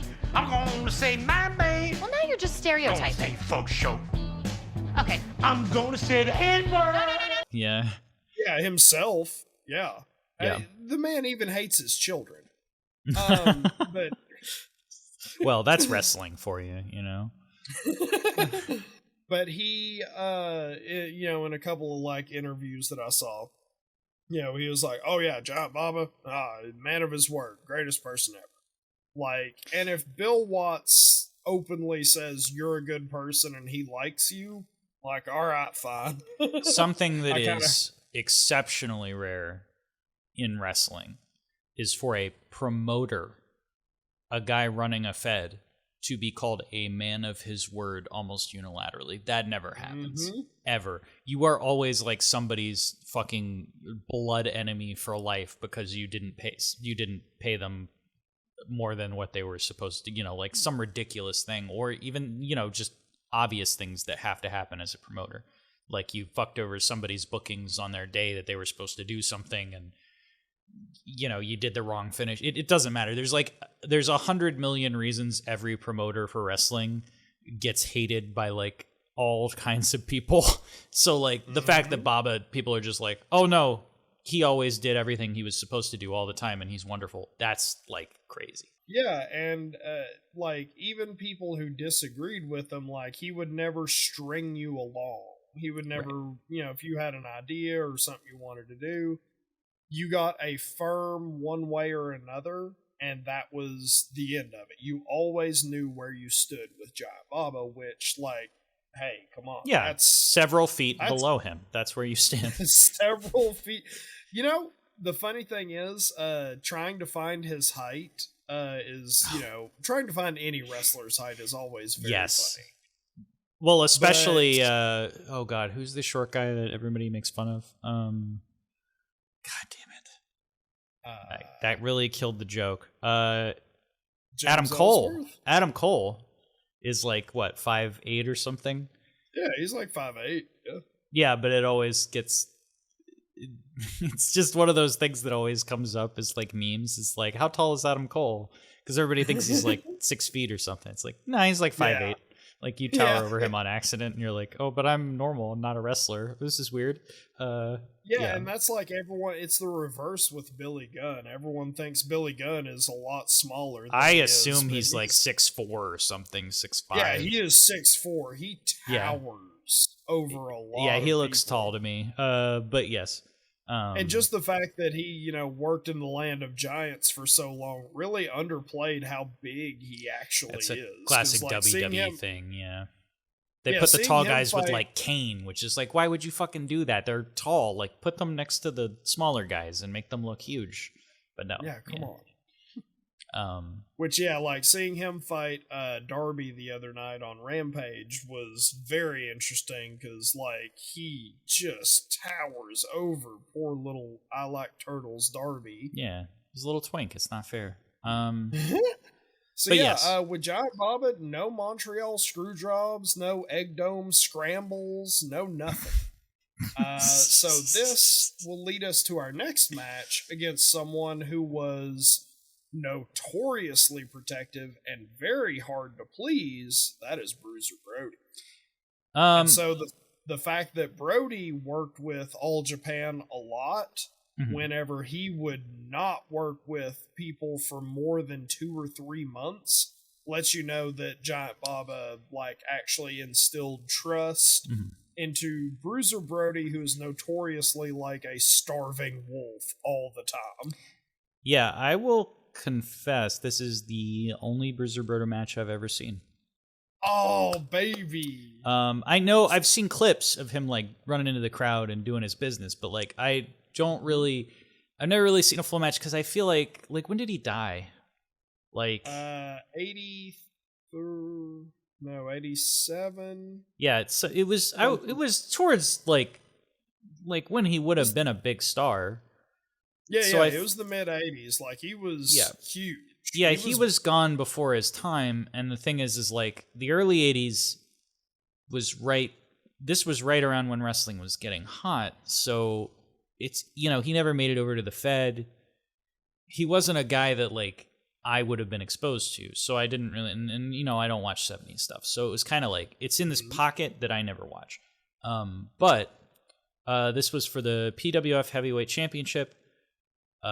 Giant Baba champion versus Bruiser Brody, June 8th, 1983, AJPW Grand Champion, Carnival 2, Day 23, Tokyo, Japan. The first thing I have is, now, I know the Berserker says Huss. Now, Bruiser Brody says Hos.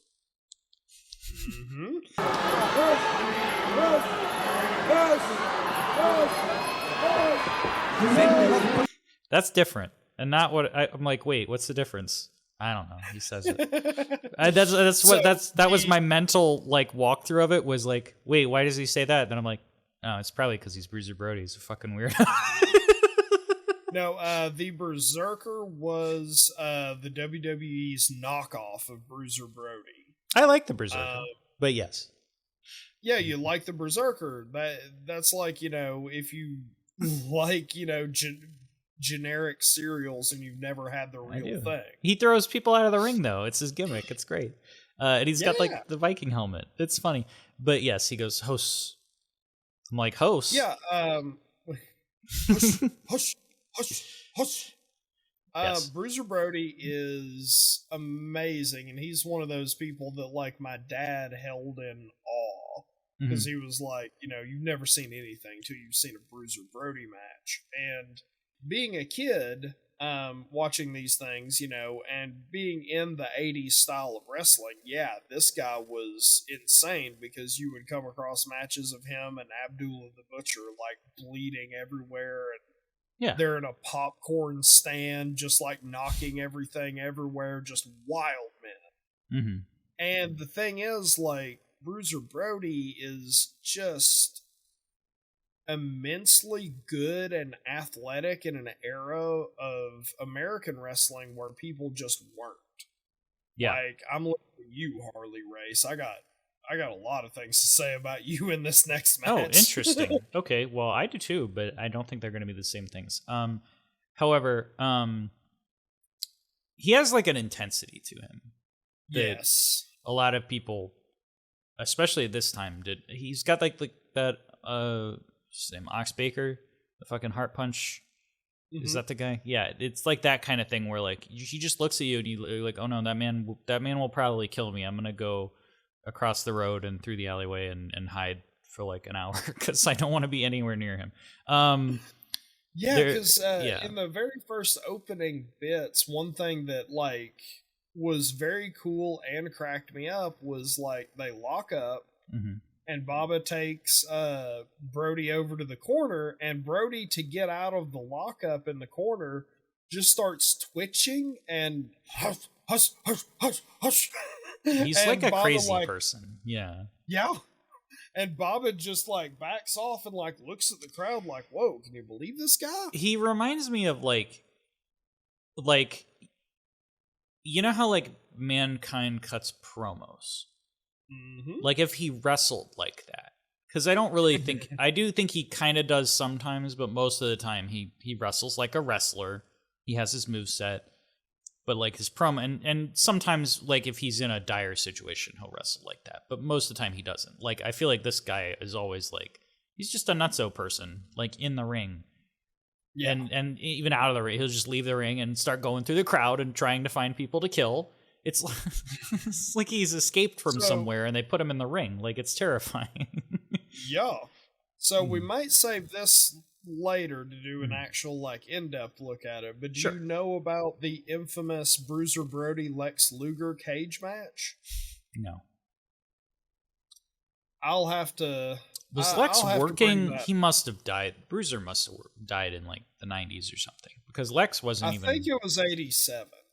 Okay.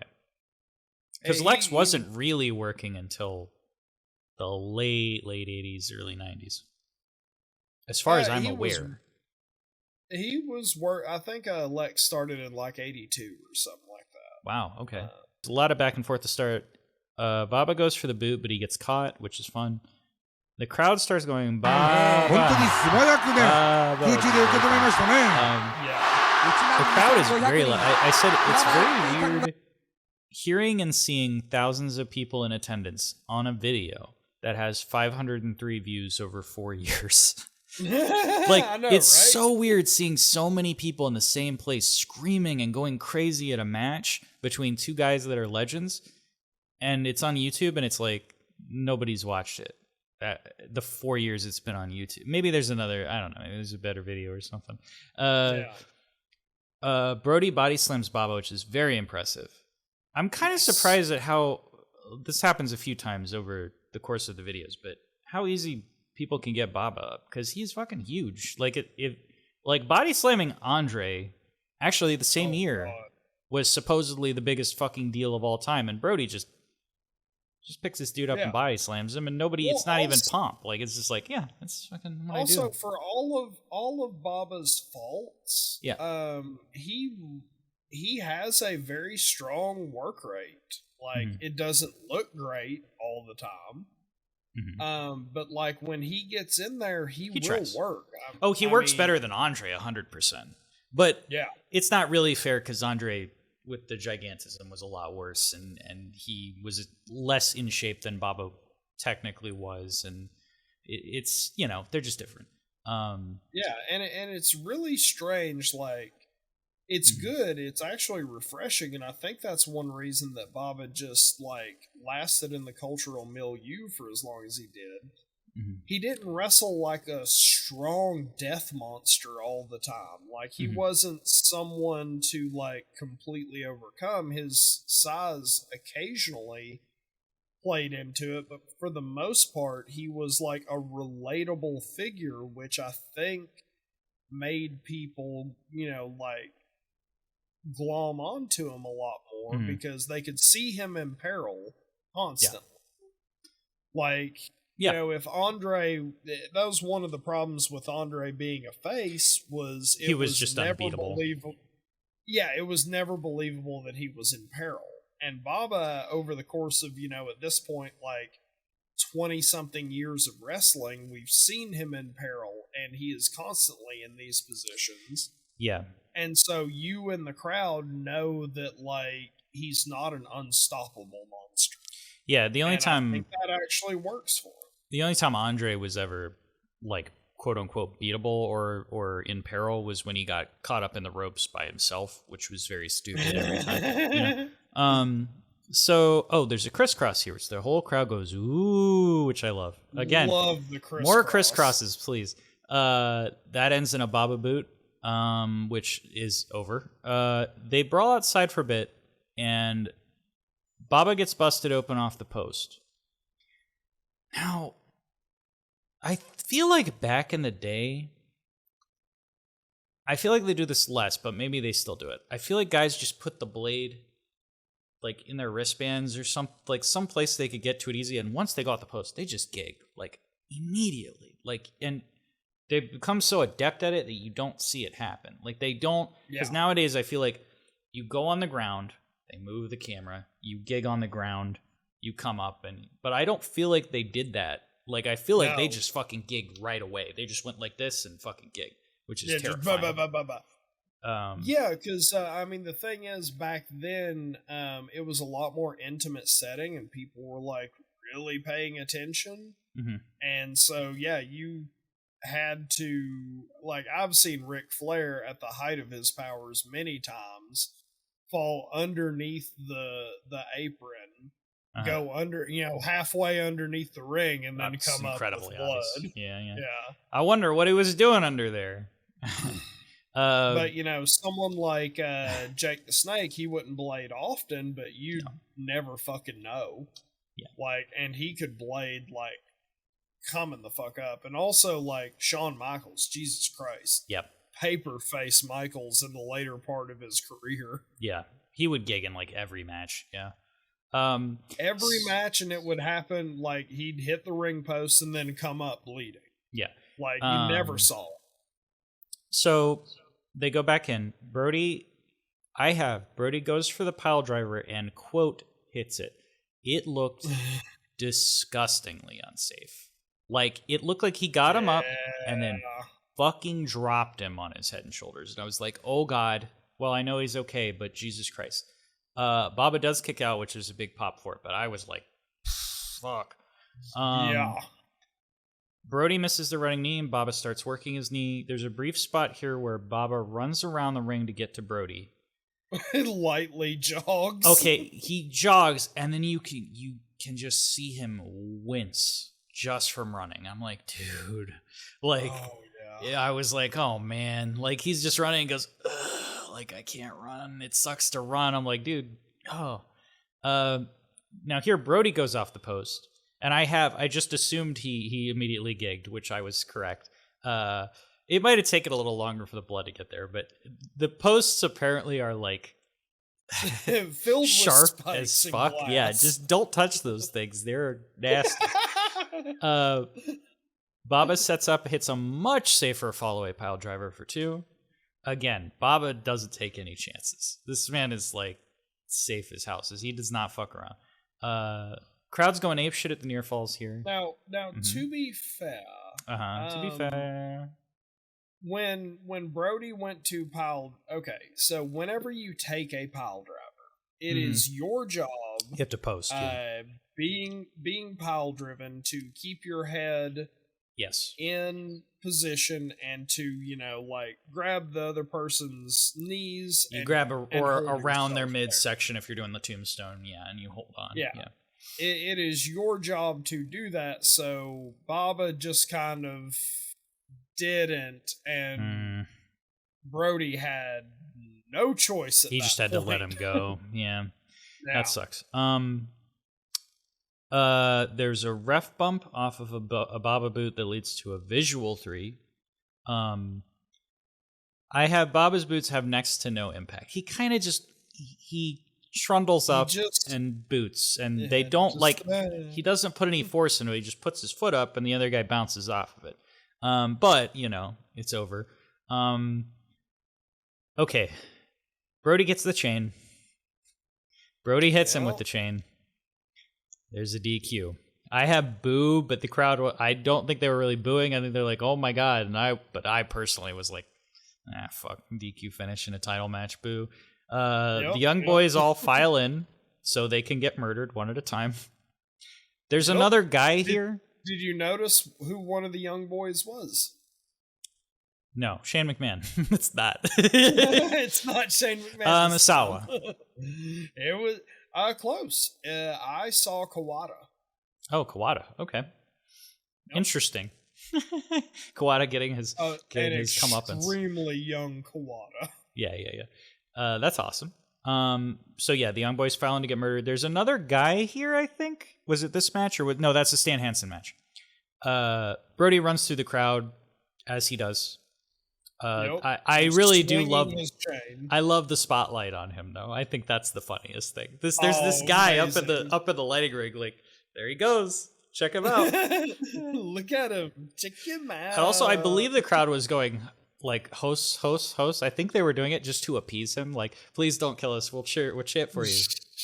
Go away. Yeah, because the thing is, Brody got sued many times because the thing is, like, at this point in time, he has calmed down with the chain. Yes. Like, that is a reasonable size chain to bring to the ring. Yes. Beforehand, he brought a 6-foot logging chain. Yeah, to like the ring. Koloff chain. Yeah, the fucking sickle or whatever, the terrifying one. Yeah. And he would legitimately swing it around coming to the ring, and if you got hit, you got hit. And so, like, yeah, the crowd is rightfully terrified because Bruiser Brody has most likely put someone they know in the hospital.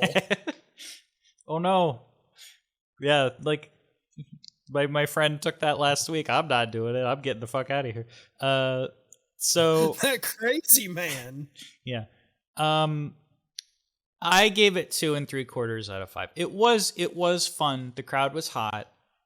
It had its moments. I think between the pile driver that I was actually scared about, Baba has a lot of heat and he's fun, but like he can't. I don't think most of his offense is that. Oh, it's bad. In a vacuum, it's not believable. And then the finish kind of killed it for me because I wanted like a finish. So it was still fun. It was something. Yeah. But 2 3/4. Yeah. I gave it 3 stars just because it's Okay. fun to see Brody work. Mm-hmm. And I don't think it's a bad match at all. Like, it was one of those where I was like, oh, this actually has some work rate because they popped in a few rest holds here and there, but it wasn't like egregious. It wasn't The work rate was like- better. Yeah, I agree. Yeah, it wasn't like the next match. See, that's interesting because, I mean, spoilers, I have a better rating for the next match. Just slightly, but not by much. And I think we're going to have some Really? interesting differences on this. Now, I don't know if you want to go straight into it because, I mean, it is earlier and we also kind of discussed this a little bit. Let's just go ahead and get that one going because, Sure. I'm curious to see your opinions on it. So this is Giant Baba versus Harley Race for the NWA title in November 7th, 1979. So Harley Race.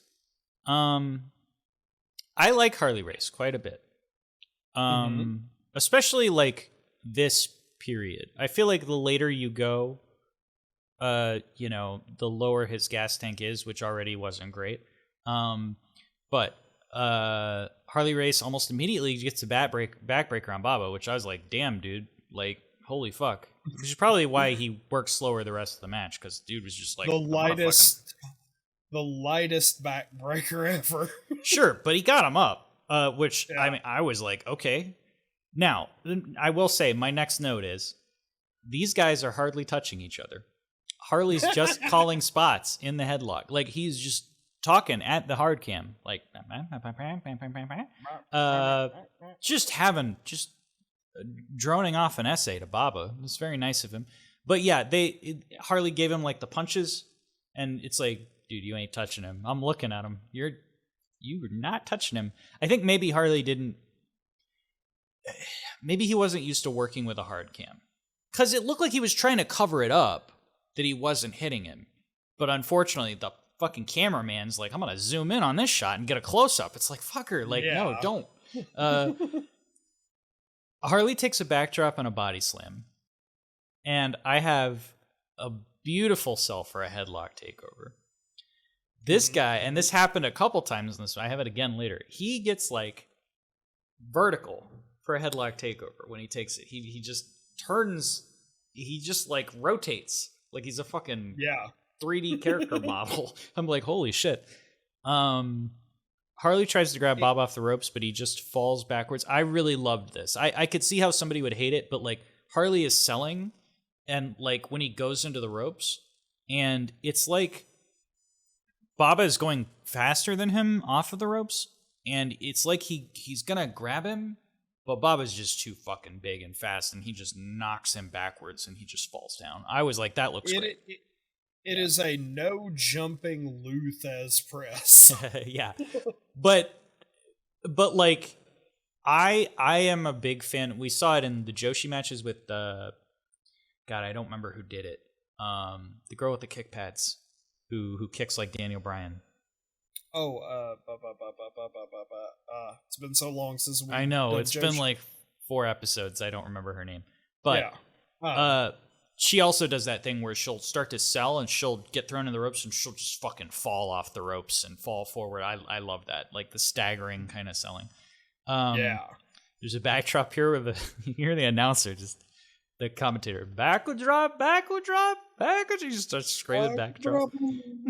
Then there's a backdrop on the outside. Yikes. I was like, Jesus. There is a lot of downtime in here. There's rest holds that I'm not notating, and it does get.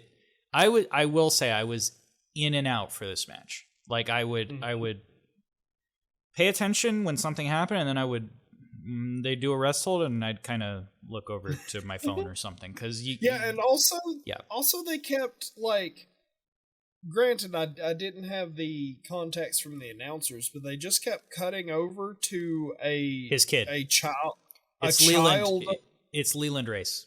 It's his kid.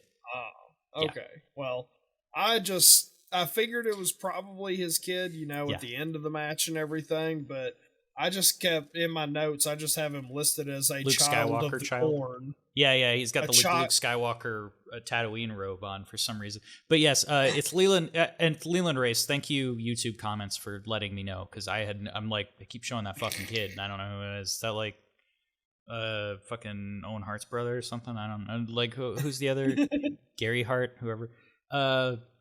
So Bruce, Gary, Bruce. That's right. Bruce is the one. There's a follow-away pile driver, but Harley's leg is on the ropes. Harley hits Bob with a fucking gut wrench suplex, dude. Yeah, that was wild. I'm like, dude, because we talked about like his gas tank, but like, I feel like if he gassed, it's because he was doing these fucking strength moves on Giant Baba. I'm like, dude, why are you doing a fucking gut wrench? Like, see, I think Giant Baba, though, is much like a bird and his bones are hollow. I think Giant Baba doesn't weigh very much, actually. You better be careful. He'll come down the entrance ramp and just take off like a fucking Cessna. Just go through the roof. I mean, that's why his arms are like that. They're for aerodynamics. God damn it.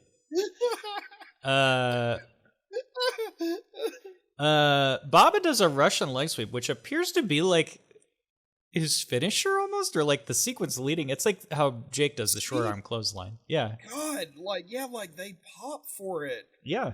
Hard. And a Russian leg sweep. They were popping in the Bruiser Brody match too for it. I like Russian leg sweeps. I just was fascinated that it's like a big move. Yeah, it's like a legitimate big move. I'm also wondering if maybe there's still the chance that like people think it could be the abdominal stretch from a Inoki, Yeah, that's possible. But I think they know Baba's moveset by now. Inoki's been in AJPW for however long. So maybe Yeah. Yeah, but it's very strange to see a side Russian leg sweep just get like, like, someone's about to do a fucking top rope Frankensteiner. Yeah. But he does the Russian leg sweep, Race gets his foot on the ropes again. And then, okay, so the negatives I have before I get to this. The crowd's they're probably just not mic'd well because I don't really hear them popping for much. It's kind of rare. They pop for Baba. I think they just don't care about Race all that much. And so that's a negative. The other negative is all the rest holds. And the big negative is the end. Race very, very slowly flips over Baba's top rope splash for the win. Like, Baba hit the fucking splash off the top rope onto his prone body. and then Harley just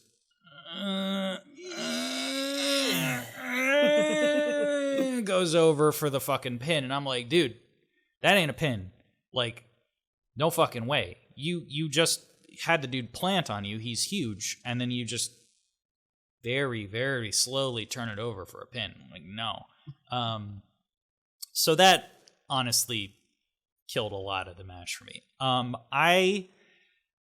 I did give it a 3 out of 5, which is just honestly only slightly higher than the last match. And I think the only reason is because I like Brody, but selling wise, not really what you're watching that match for. It's more the intensity.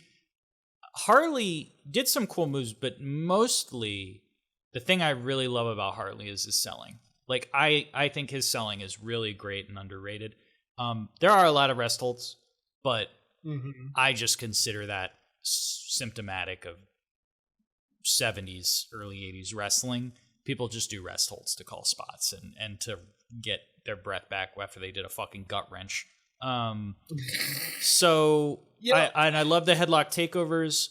I thought Harley worked hard. Whether his gas tank was there to go like full length cardio, probably not. But like the fact that he's taking backdrops over and over, they're doing backdrops on the outside. The dude's taking all this stuff, giving all, like, I thought he worked so hard that I kind of was like, the finish sucked. The rest holds kind of sucked. The crowd was not mic'd properly or didn't care enough, but I thought it was pretty good. Gotcha. Yeah. So, I mean, I have kind of a little bit of a problem with the match just because of, like, things that Harley Race said later on in his career that, like, people have pointed to as being, like, true. So, for example, like, you know, you've heard the thing of, like, you know, oh, the Young Bucks are, like, using super kicks over and over, and they're really devaluing the move and everything like that. Which I don't believe in. Well, I mean, technically, I don't believe. Technically, it's true. Technically. But at the same time, the business has already devalued those. Like, it is the nature of the business that a finishing move from 10 years ago will not be as relevant 10 years later. That is just how it always works.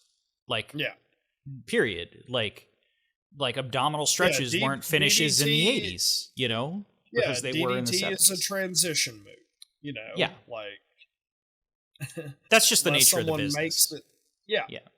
And so, like, one of the people who kind of, like, led that charge, not against the Young Bucks specifically, but, like, you know, was Harley Race, being like, ugh, these young people, they just keep doing the same things, and it takes 1 million suplexes to get someone. And, you know, like, I get it to a certain extent. I don't even disagree. But I don't necessarily disagree, but here's the thing. How many pile drivers did Harley Race do to fucking Giant Baba here? He did 5. He did 5 fucking pile drivers. And he has the gall to be like, oh, you're devaluing the moves if you keep doing it. You're doing pile drivers. Right. Like, a pile driver is supposed to be death. Right. Like, in just about any era of wrestling, it is supposed to be like a big devastating giant move. Yeah. And he does the pile driver as a transition move for the most part, and it's like, okay, yeah, like Harley's selling is goofy as fuck. Not even in a Kurt Hennig way, because Kurt Hennig's, while goofy, I still believe it. Like, I still believe I'm watching like a cartoon. But like Harley's are so over the top as to be completely hokey. Interesting. Like I'm watching an Abbott and Costello show and someone's taking a pratfall on like Dick Van Dyke. Wow. Okay. See, that's interesting because that's how I feel about Kurt Hennig. But like, I don't feel that way about Harley, weirdly enough. I think it's just subjective. It literally is just, some people can watch, it's like some people can watch like Shawn Michaels Hogan and be like, wow, this is so crazy. You know, most people watch it, they're like, this is a fucking joke. Like, man, Shawn Michaels is making this guy look stupid. But I mean, that's the same thing though. Shawn Michaels could watch that match and be like, "Wow, I made that guy look really dumb." And Hogan could watch the match and be like, "Man, Shawn was such a worker, bumping his ass off for me. What a great guy." You know what I mean? Like, it's that kind of thing. Yeah. So yeah, and yeah. so like all of these things like combine and everything, and for like one, Harley mythologized himself a lot and was like, Sure. yeah, we were the toughest sons of bitches out there. Yeah. And then he takes an atomic drop and looks dead-eyed at the crowd and falls over like Bill Cosby taking a bump over the couch in the fucking Cosby show. You're speaking my language. That's something I like to see. Even though it's dumb, I love it. But yes, go on. But yeah, just the fact that he's like, oh, we were so tough, and then he's doing this horse shit. Okay. And yeah, I wanted to do, a big match with Giant Baba in here, especially for the NWA title, because they are, instrumental in a lot of AJPW's success. Mm-hmm. But ooh, buddy, did I hate this. This is a 1-star, baby. Wow. Okay. Now, I will play, as I am wont to do, I will play devil's advocate a little bit. Because with Harley, because I do like Harley, but I think oftentimes the nature of being an old guy in the business, especially an old legend, is you hate all the new shit. I mean, that's just part of. Now, there is also, to me, like a vast disparity between Harley Race being like, all these guys do a million kickouts and a million finishers, and then the end of the match means nothing. Because that can be true. To me, like, if I watch like late 90s ECW shows, the guys kill the match because they just do 100 different finishers and they don't sell, and they don't, like, there's no psychology. They just take, there's a difference between like spot fests and guys doing super kicks over and over and people actually selling the super kicks but not getting pinned. So like there are like degrees of that. And then also there's a vast disparity between like Harley Race bitter and Jim Cornette bitter, where everything new sucks and everything that's funny sucks and every comedy thing kills the business. And then Harley, I feel, is more like, I don't know exactly, but I think it's a little less than that. It's still bitter, but I don't think it's bitter to the same extent or thing. Now, at the same time, it's still just an old guy being bitter when the same shit was going on back then. Like, I will say Lance Storm had a thing recently on F4W where he was talking about how every generation thinks the previous generation was, or the next generation is not, they're not working safe enough and they're not doing what they're supposed to. That's just how it always goes. When, if you look back at their work, it's the same shit, just different day. That's always how it goes. So yes, it's absolutely true. And I would say Lance would say even he's guilty of that, because the thing is like, Lance will talk about how, he's not a big fan of all this comedy stuff. He thinks it takes away from, the seriousness of the business. When, Lance was fucking dancing around doing comedy. He was great at it. It's what he did. Yeah. So, but and he had the giant package. Yes. And of course. But as opposed to the small package. Remember how that entire storyline was how he had just a huge crank? Yeah, well, most guys have the small package and he has the giant package. He should have won with that, honestly. He should have. But, or Matt Stryker could have this fucking trunks. No, but yeah, so I will play devil's advocate a little for Harley there, and I do like his selling, but that's just preferential. Outside of that, I mean, it was not by any means, like, even by my standards, it was not by any means a perfect match. There were far too many rest holds for the day. Ooh, yeah. The finish sucked, like, and that's on Harley. There's no way it's not on Harley. Like, well, maybe Baba was supposed to flip over, but I think at that point you call an audible. Well, I mean, even on that, like, this is a Harley Race match. Yes. Like, Giant Baba has proven, even though he's not adept at, like, wrestling high work rate matches, he will try his best and do it. Yeah, I mean... And This is literally Harley being like, "Let me show you what we're doing, kid." Yeah, and Baba didn't do anything like technical or anything, but to his credit, I mean, the dude did do fucking Russian leg sweeps. He did a top rope splash, which is nutso for fucking Baba. Usually he does like stomps or something. Like a splash is like a lot. So like, yeah, he was working. So yeah, I don't disagree. I think the selling makes me rate it a bit higher, but it's understandable if you don't like it. Yeah. So yeah. Just Harley Race just being like, "We're going to show this crowd. Yeah, we're going to show them how tough and wild we are."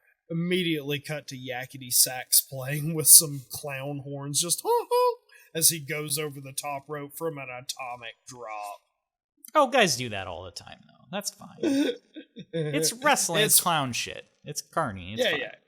Yeah. So AJPW like kept rising in prestige and popularity in the 80s, but like near the end of the decade, things started to dip because bad times were starting to happen over here in the US because they lost access to the NWA talent pool because the promotion was in peril because of a little white meat babyface named Vincent Kennedy McMahon Jr. Esquire. I thought you were going to say Terry Bollea, but that's probably not helping things either. So yeah, the American territories were like crumbling at this point, and the once powerful NWA was like fading like a jobber in the $1 Million Dream. Yeah. They didn't have Shane Douglas yet. That's the problem. Well, yeah, he's the franchise, baby. Of course. So the thing is that's interesting is like Vince wasn't at first the ruthless psycho that he would become like in later years. At first it seemed like Vince valued the relationships that like his father had built, and like in the spirit of collaboration, like he reached out to not only All Japan but to New Japan. Yeah, it's called a trick. That's it's called a ruse. Yeah, it's called pretend. He knew how the business works, which is it's fake. So he was like, what if I fake being nice? He put his hand out to shake and put his other hand behind his back with his fingers crossed so the audience can see. Yes. Precisely. But what deal did he make that he would eventually horribly back out on or screw people over with? Well, it was what we started the show with. It was the Wrestling Summit. Yeah. Hey, they put Genichiro Tenryu over. That's something. The guy that left the company in a few months. But hey, you know. Hey. It's because Vince really respects those fucking blue jeans. He respects it, okay? Just walking. He saw Tenryu in those blue jeans and was like, oh, God damn it. Oh, wow.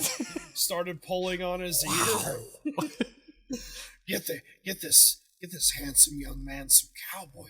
He's doing the ringmaster. Genichiro Tenryu, talk about a night on the town. Wow. Anyway. Start singing My Fair Lady too. God damn it. Oh my God. Can you imagine Vince McMahon like doing a musical number to try and win the heart of a dumb Genichiro Tenryu? Don't make me want to watch WWF television. I don't. But if Vince came out and was like, time for the musical number every week, I'd probably start watching it. Just man. Vince be sitting there just like, thanks for coming to my home in Connecticut, pal. It's just his office. Let me just say, be my guest. Oh my God. Okay. So let your blue jeans do the rest. This is horrible. Guest. Oh God. He'd do that too. No, but this was 1990. I'm sorry, that's so fucking funny. It's bad. So what piece of furniture would Genichiro Tenryu be? That's the question. It's like an armoire. No, he would be a very handsome looking paperweight. Okay. Anyway, that was like 1990. So yes. Yeah. And then of course they never did anything together after that. Yeah, the Wrestling Summit happened and it was supposed to make everyone a lot of money, but they just went berserk on one another. Like What when a it came down surprise. to like who would do what, who owned what, who was going to win, everything like that, the logistics did not work, and turns out they could not coexist. I didn't even think Baba and Inoki could coexist, so I'm surprised the show happened at all. Like, you'd think it would just be like WWF AJPW alone, and that couldn't coexist, but it was all three of them somehow. I don't know how that happened. Well, the thing is, Antonio and Baba were like very good friends. And whenever they started their companies, it started out in like, you know, a rival of competition, but then like moves started to happen, especially Baba getting inducted into the NWA because for whatever reason, it apparently locked New Japan out of the NWA. So that means like Baba was intentionally like keeping New Japan from being part of the organization, or if there was some sort of archaic rule like AJPW and NJPW had to be like 50 feet apart. I don't know. Like, Right. you know, and so they had a spirit of competition, and eventually New Japan did get it put into the NWA, and that seemed to like smooth things over kind of in the 80s. So like, no matter what, like Baba and Antonio Inoki like really liked each other and like continued to have a friendship. Like Inoki, you know, later on during Baba's funeral, winds up like crying in public, which like, you know, that's something he would never do. Right. Like Antonio was like a man's man. Mm-hmm. And so I do think that despite all the you know, business stuff and like the posturing, I do think that Antonio and Giant Baba had a true friendship. Yeah. That got muddled. And probably Inoki really regrets the way things went. Probably. But the thing is, like, Baba around in this time, like, took himself out of like the main events here shortly after and started putting himself in like mid-card matches and like gimmick match, not gimmick matches, but like showcase matches, like the one we saw. Yeah. Now there was one more video. Which now this was a greatest compilation of his matches of all time. Real bloodbath shit, blood, gore. Yeah, I gave guts, this 5 everything. stars. I have one comment on this. I just snuck it in, and I was very curious about what you would think. Well, I have one note. This was a YouTube of Giant Baba commercials. One for Giant Ice Cream, and the last one is basically shake and bake. He has like a bag with chicken in it that he's shaking. And the only note I have was the top YouTube comment on this video, which is all caps. Great Japanese commercial with Giant Babe, R.I.P. I agree. Like Goatfucker 420 or whatever your YouTube name was. R.I.P. Giant Babe. Some of the other comments were like, what is he doing in the end of the video? Like, it's like he's making fried chicken. Thank you. You've never seen Shake and Bake? Come on. I think they thought it was some kind of Japanese delicacy. And I'm like, no, he's making shake and bake. It's chicken. What do you think he's doing? Anyway, but it was fun. Yeah. Yeah, that was the thing. It was very fun, and I found it, and it's like, you know, it lets you know that Giant Baba is a cultural icon in Japan. Also, Like- related to what you said about the last match, it was only 44 seconds. So it really, they got in, they got out. You know? Yeah, they got in, they got out. Baba got his shit in. He got his shit in. He got his shake and bake in, and then he got out. Now, I know you famously hate commercials also, so this really says something that you like the Giant Baba commercials. Oh, it's very funny. Do you It like the says a lot. Kane Chef Boyardee commercials? The Oh my god, those were so good. The Mankind one? Hell yeah. yeah, the Mankind ones. And then the Sting, like the Sting commercials where he throws a kid through a fucking fireplace or whatever. Oh god, what was that even for? What were they selling? I remember I think it that was now. the. Oh God, Was it for the NWO game?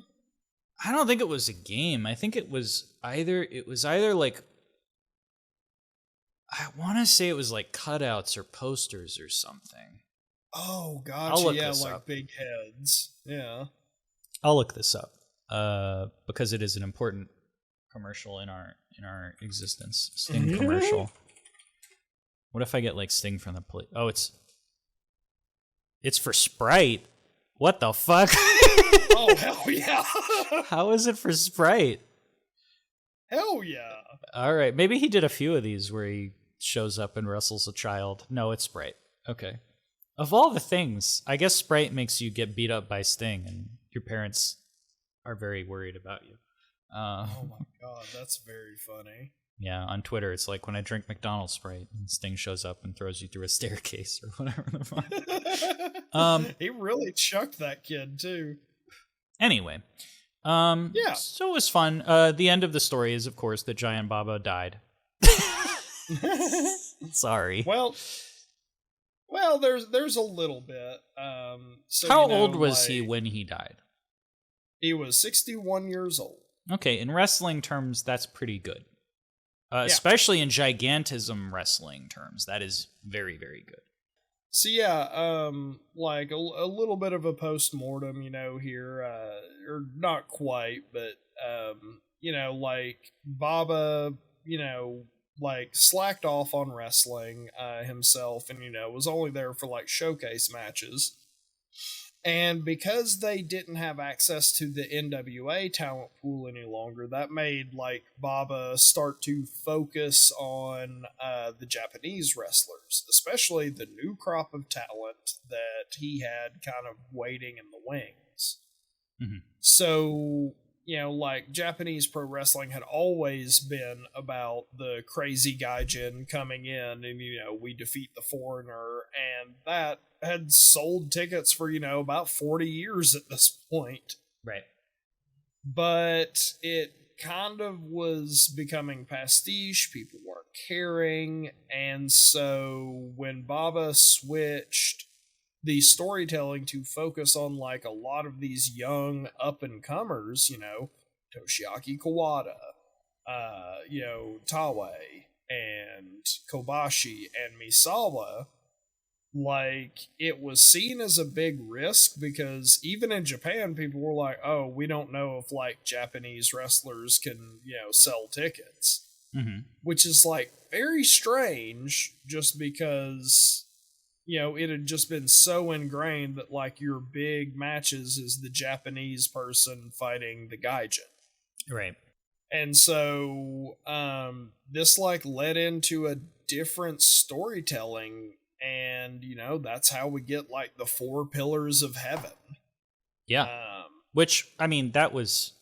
See, I always thought of... I was looking up this stuff yesterday, and I always thought of that kind of stuff as like... stuff that people retroactively like ascribe to what happened. Like it's kind of like I'm trying to think of another example in wrestling, but like a lot of times people talk about stuff that like eras like the ruthless aggression era. I mean, yes, they made up the term ruthless aggression at the time, but nobody was calling it the ruthless aggression era when it happened. You know, No. It was just what it was, and then years later they're like, ruthless aggression because that's the defining thing. It was not being called the King's Road at the time. Well, see, funnily enough, like what I had read was that, like, those terms, like they were called different things, but the Four Pillars thing, it has different translations. But they did, like, it did seem like there was a plan in place to do that with those four guys. Like, that was the plan, booking-wise. So it's interesting that, like that seemed more like a thing they had come up with and stuck to, as opposed to, like, it just naturally, like, it just happened to happen coincidentally, which is how, like, a lot of, like, WWE things happen, or a lot of wrestling things in general. They just kind of happen, and then they go down historically later. But this was, like, it seems much more deliberate, especially in response to, like, Strong Style, which was around before. Like, and I think actually that's interesting because I think we watch a lot of stuff, like all the shows we watch for AJPW. We go, wow, they work like this. Wow, they work like this. And I think, like, because I wasn't used to it, my brain went originally, oh, this is what King's Road stuff is. This is what Four Pillar stuff is. But it's not yet. I think we are still in, like, the end stages of Strong Style, and we're seeing that happen. And we are slowly working into the King's Road stuff, which is Baba's booking, which is, like,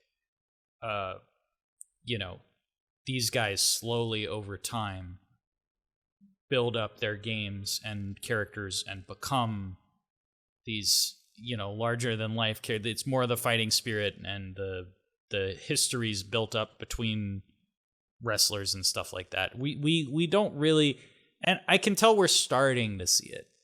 Like, we're starting to see it, but, like, it's not there yet. Everybody's still working Strong Style and beating the shit out of each other, and it's supposed to be realistic, and that kind of psychology isn't injected in there yet. It's just almost there. So, yeah. And, you know, like, we're still in the 90s, so, you know, like, the NWA, like, pretty much officially foundered in, like, you know, 87, 88. It depends on whenever you want to, however you want to define it. But yeah, like, they had their stars that were over there, and that was pretty much it. They still had, like, handshake agreements because Baba was, you know, very much respected, and that's how we get, like, the Fantastics and the British Bulldogs and stuff like that. Because they weren't necessarily attached to the NWA. I want to say the Fantastics came from the AWA, which was, you know, a rival promotion, and then, you know, the Bulldogs came from Stampede. Right. So, you know, Baba was reaching out to bring more people over, but also the big focus started to come in on, you know, the Four Pillars. And it's one of those things that is just very interesting to see and to understand the reasons why, and it's because of Vince McMahon's plays for power and the NWA not being able to supply talent anymore, which made people, you know, think outside the box and do something against the grain. And Giant Baba, he was like, no, we're going to focus on our people. And I think it's a very interesting and compelling story, which is why it took off. I do think it's crazy how ahead of its, not even ahead of its time, how out of time it is. Like, how, of all people, like, watching Giant Baba wrestle, I wouldn't think he was the guy that booked this run of AJPW. No. It's just crazy to think about. And then also, like, my conception of Japanese wrestling was mostly NJPW, and then people talk about, like, the old days, and to me it was always the same because I didn't know any better. It's like, oh, like, Japanese wrestling, like, it is how it is now, but it was like that back in the 90s. It's like, no, it was different. It was completely different, and it was a different company run by different people, and then, like, with different stars. And then, like, I'm like, well, so then I look at it, I'm like, well, what must have happened is it must have been, like, really ahead of its time, and now wrestling has taken from that and is like that. But funnily enough, I don't think it is. I think AEW might be going in that kind of direction with how they're doing long-term storytelling, but that's new. Like, WWE definitely didn't. I don't think they took any booking reference from King's Road at all. Like, at all. I don't think they care about that. Vince McMahon famously does not watch wrestling. Yeah. I mean, he's not even taking hints from NJPW. He doesn't, you know what I mean? He just does what he does. And so then there's like Impact. They're trying to be WWE half the time, or at least they were. Nowadays it's different. And I don't really know how the booking, but I think I would know if it was this kind of booking. So I feel like it's so ahead of its time and out of place in time that it's kind of just like amazing that it happened, and a lot of people either just don't know about it or it hasn't influenced people in the way you would think. Yeah. Because you'd think, like, if it was so successful, so good, like one of the all-time greatest periods for professional wrestling and character work, you'd think everybody would be like, hey, we should do that. But they don't. Really. But like I said, AEW might be doing it. We can't really tell yet. But yeah. Gotcha. So yeah. But yeah, to close this out, like Giant Baba was like apparently a famously and very intensely private person, which is hard, which is what made it hard to get, like, you can find things that he has done, but you can't find like personal things about him. Like Vince McMahon, we know a lot about Vince McMahon. Like, more than I need to know. More than we need to know. We know that he, loves to wreck cars into trees and drive off in another car. Mm-hmm. I know he's got a weird relationship with his daughter, or really all of his family. But, like, for example, Giant Baba, no one really knew he was married until, like, months after it happened. Yeah. And, like, they didn't even announce that they were married, like, to the public until, like, 10 years later. Yeah. I relate to that. And so it comes down to, like, we only know a few things, like, he liked to yell at young people for wearing jeans, especially Genichiro Tenryu. I would imagine he would have gotten equally as angry at Genichiro Tenryu for wearing comically large cowboy hats. He's a regular Harley Race yelling at kids for wearing jeans. I think, now, I will say with Tenryu, I think they probably had a little more going on than just the jeans, because Tenryu did just leave the company to make his own company. So it was probably, I think we play up the himboism, but I think he had a little bit of a grasp on, like, do I really want to be here, or do I want to be doing my own thing? Maybe I'm too different for this company and I need to, and more power to him. It doesn't go anywhere. Yeah, we'll eventually find out more specifically about Tenryu, because I think he is a very interesting individual. We are getting there. Yeah. And I would love to see what other dumb shit he does. All right. So one thing we do specifically know about Giant Baba is he loved smoking cigars. Oh boy. Have you ever seen some of these pictures of him just smoking cigars? No. Are they? Yeah, like... Do they look really tiny? Yes, they do, actually. He's a huge man. Little tiny cigars. Let me send you this, because it's very funny. Because he was featured in a lot of magazines. Mm-hmm. Like, cigar smoking magazines, and like whenever him and Inoki would go out, like if they went out together, they would like be at a like cigar like humidor like lounge. Yeah. He looks ridiculous. Notice in his pocket he's got like 5 more cigars there. Okay, I mean, for the listeners, it's Giant Baba. He's wearing like Lacoste. He looks absolutely ludicrous. It's black and white too, which really adds to the effect. He has 5 cigars in his fucking polo shirt pocket, like his chest pocket, and then he has a cigar in his mouth, which looks very tiny, and he's doing an expression like, "Oh, you have something to say to me, Giant Baba? Well, let me partake of that conversation." Like, he looks ridiculous. Yeah, he looks like he's about to speak in cursive.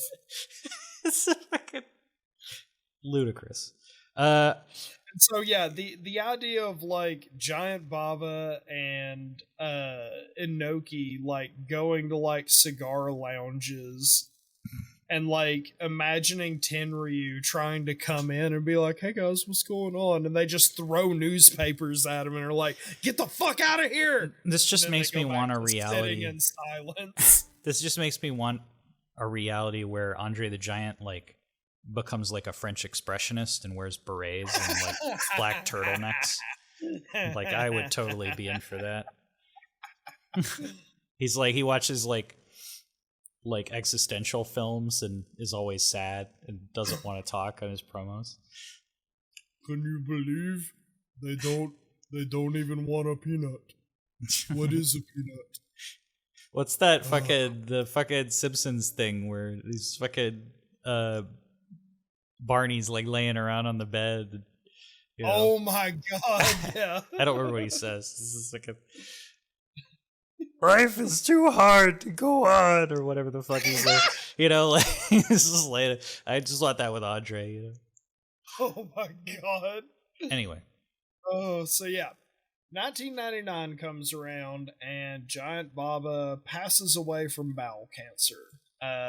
He watched his final wrestling match from his deathbed, where he saw Toshiaki Kawada defeat Mitsuharu Misawa for the Triple Crown Championship. Which I'm sure was incredible. Yeah, we'll eventually get there. Give us 9 years. So, you know, Baba passed away, and there's a couple of, like, the mythologizing continues. These are just the last two things. Did he pitch Heaven's first ever no-hitter? Jesus. He wrestled Moses to a draw. For fuck's sake.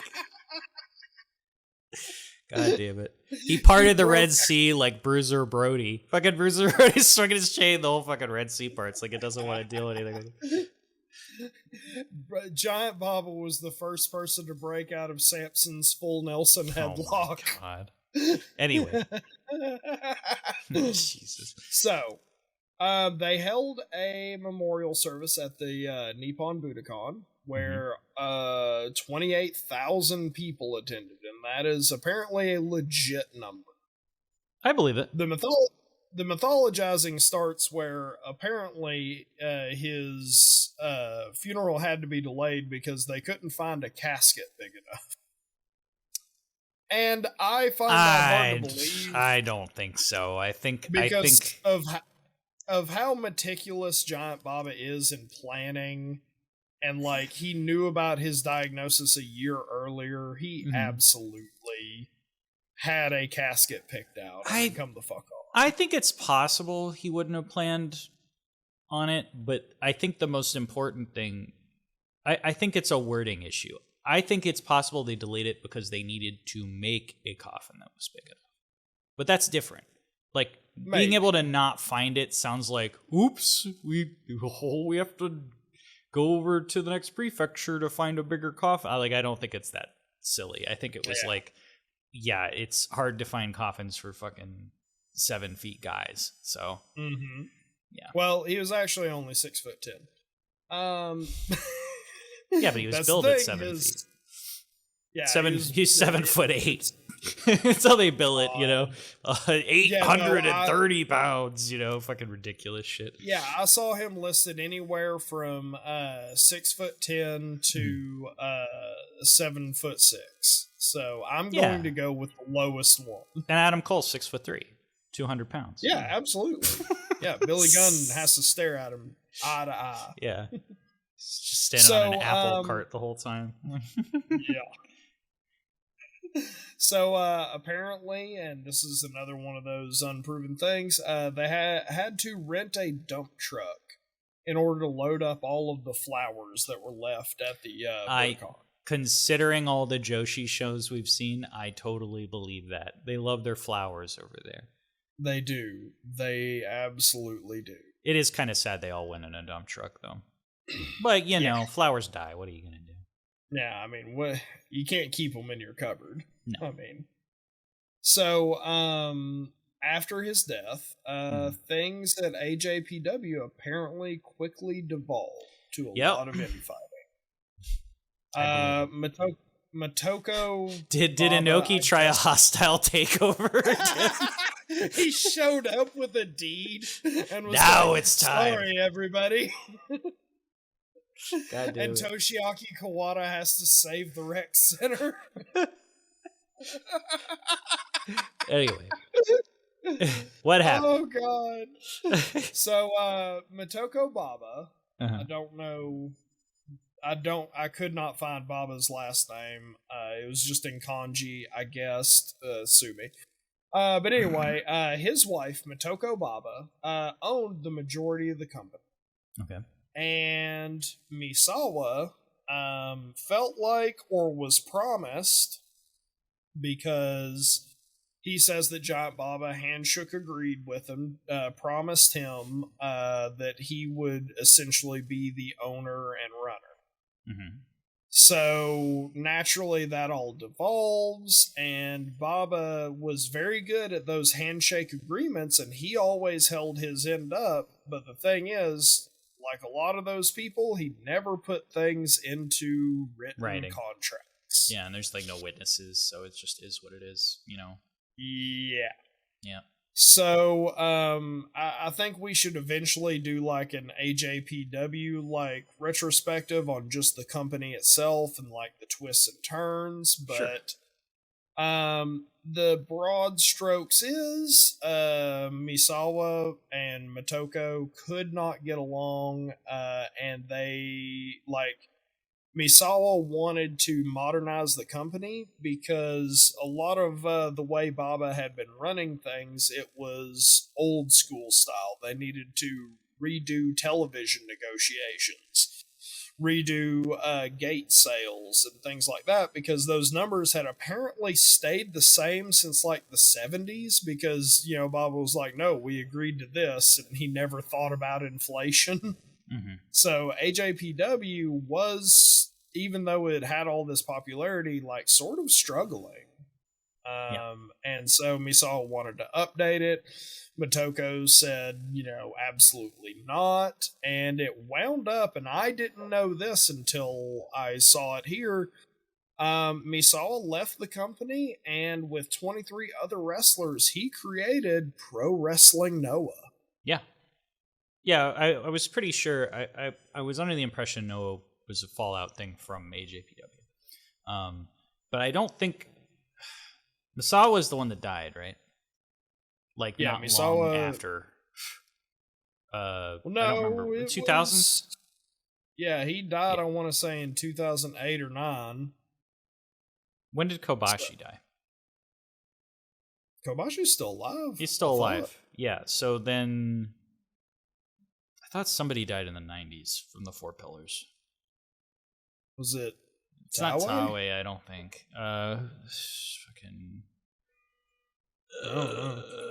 Let me make sure. I know it might just be that Misawa was the earliest one to die, but it was around when, like, people would have still been around in the industry. Kobashi, Misawa, Kawada. Kawada's still alive. So yeah, I think I'm thinking of Misawa. Yeah, he died in like 2008 he died in 09. 2009. Yeah. Yeah. I didn't know Kobashi was still alive, actually. Yeah. Well, I mean, he wrestled his retirement match and has never been seen again. Yeah, I think that's the main thing. But yeah, Misawa died in 09, which is only, 9 years after Noah. So, and Noah's still trucking, but So yeah, that was the life and times of Giant Baba. I have to say, I respect him a lot more than I did, because originally seeing him, I did not have good impressions, and his in-ring work is still very iffy, but I think his overall vision and booking philosophy and like just treating people well and doing what you say you're going to do goes a long way in my book. Sure. And this gives me a big broad view of like what was going on in the Japanese pro wrestling scene at the time. So I'm glad we did this, honestly. Yeah, no, it was cool. I think from a wrestling standpoint, he's better than I thought, but he's still, for me, not anything too incredibly special. However, the thing is I think his behind the scenes stuff and how he managed the business is much more fascinating to me. As a promoter, it's very fascinating to have somebody like that, because, like I said, no wrestling promoters are really seen that way. And then to have him be responsible for the stuff we talk about is kind of crazy. Like, just from the fact that, like, I watch his work and I'm like, this is ridiculous. Like, it's not ridiculous, but it's just like, he doesn't lay anything in. He's so safe. I feel like I'm watching Kali or something, but he's so over. It's the weirdest thing. And then to have that, like, to consider he wrestles in that style and then see how he booked everything is just kind of, it's just crazy. Like, it's so, it's not what you would expect at all. I think most of Baba's life is like not what you would expect. He's a big giant dude. He played baseball. Then he got into wrestling, which you would expect, but I think it's pretty clear he was like, I think it's the case where, like, you see a 7 foot, a 6'10" dude who has gigantism, and you're like, oh, it's either like he's a gentle giant, which I think Andre played into, or, he'll murder me because he's a badass. Mm-hmm. And I think, like, Baba was like, oh, I'm a refined, upstanding gentleman, which is a very strange, like, I think he was very deliberately like, there's more to me than you think. Then, of course, he got in the ring and it's like he's supposed to wrestle like that, but he just won't, because it's not who he is. So it's he's a land of contrast, is Giant Baba, I would say. Is Giant Baba, yeah. So, fun. I really enjoyed this. So, the next episode, we're still in the AJPW men's division, correct? Yes, I believe we are. I can check, but I believe we are rapidly approaching February. But hey, that sounds slow. But things are happening. What did we do last time? January 21st, 1990 was last time, so we should be on January 30th, if not a little later. So, yeah, we are almost into next month. Stuff's coming along. So, yeah. We will see you next week. Thanks for listening. Oh, the Winged Pegasus of the week. You want to give it to Harley Race? Fuck, poor guy. Fucking Harley, god damn it! I just hate a hypocrite worse than anything. Just like him sitting there. Yeah, Do you want to give it to the one insult that actually, matters in modern society? Absolutely. Mm-hmm. You want to give it to Rainier Gracie? Or the guy that stabbed Ricky Dozen? I wouldn't. Yeah, God. I respect it. He's a nice, young, upstanding criminal mastermind. I don't want to threaten his. Can you imagine business. like what Ricky Dozen could have gotten up to? All the hijinks. Yeah, but then we wouldn't have Giant Baba running everything. Who knows? We might still have. I don't know. But Yeah, can somebody you else would have imagine? stabbed him with a piss-soaked knife. Sooner or later, it was a matter of time. It's one of those fixed points in time. God damn it. Ricky Dozen must be stabbed with a piss-soaked Now I'm knife. imagining a film where like it's like a time loop scenario, like Groundhog Day, where he has to just keep trying to escape getting stabbed by a piss-soaked knife over and over, but it just keeps happening. There's nothing he can do. And the knife keeps getting piss on it, like in Yeah. more and more elaborate Rube Yeah. Goldberg ways. It's like Final Destination with a piss knife. Groundhog pops up out of the yes. ground to stab him when he least expects it. No. Oh, and at the end of the movie, Genichiro Tenryu picks up the knife and is like, "Huh, what's this?" And then just pockets it without washing his hands. Walks off into the sunset. God damn it. I give my winged Pegasus to Robert Zemeckis. I'm giving the Wild Pegasus rating to the guy who stabbed Ricky Dozen because Okay. I think he Redacted. still had a good decade of absolute horrible degenerate hijinks ahead of him, and it would have ruled. Okay. So yours goes to Redacted, who shall not be named on the podcast. Thank you. Yeah, I will not name him. I'm glad you died in prison. All Or if he respect. died in prison. All knows? respect to the Yakuza. I love your video games. They're excellent. Oh God, yeah, no, Yakuza, no, it's fine. It's just that one guy. Just that one guy. It's fine. Just that one You gotta guy. understand. All right. Thank you for listening. We'll be back next week. Bye, everybody. Bye. Sayonara. Nope.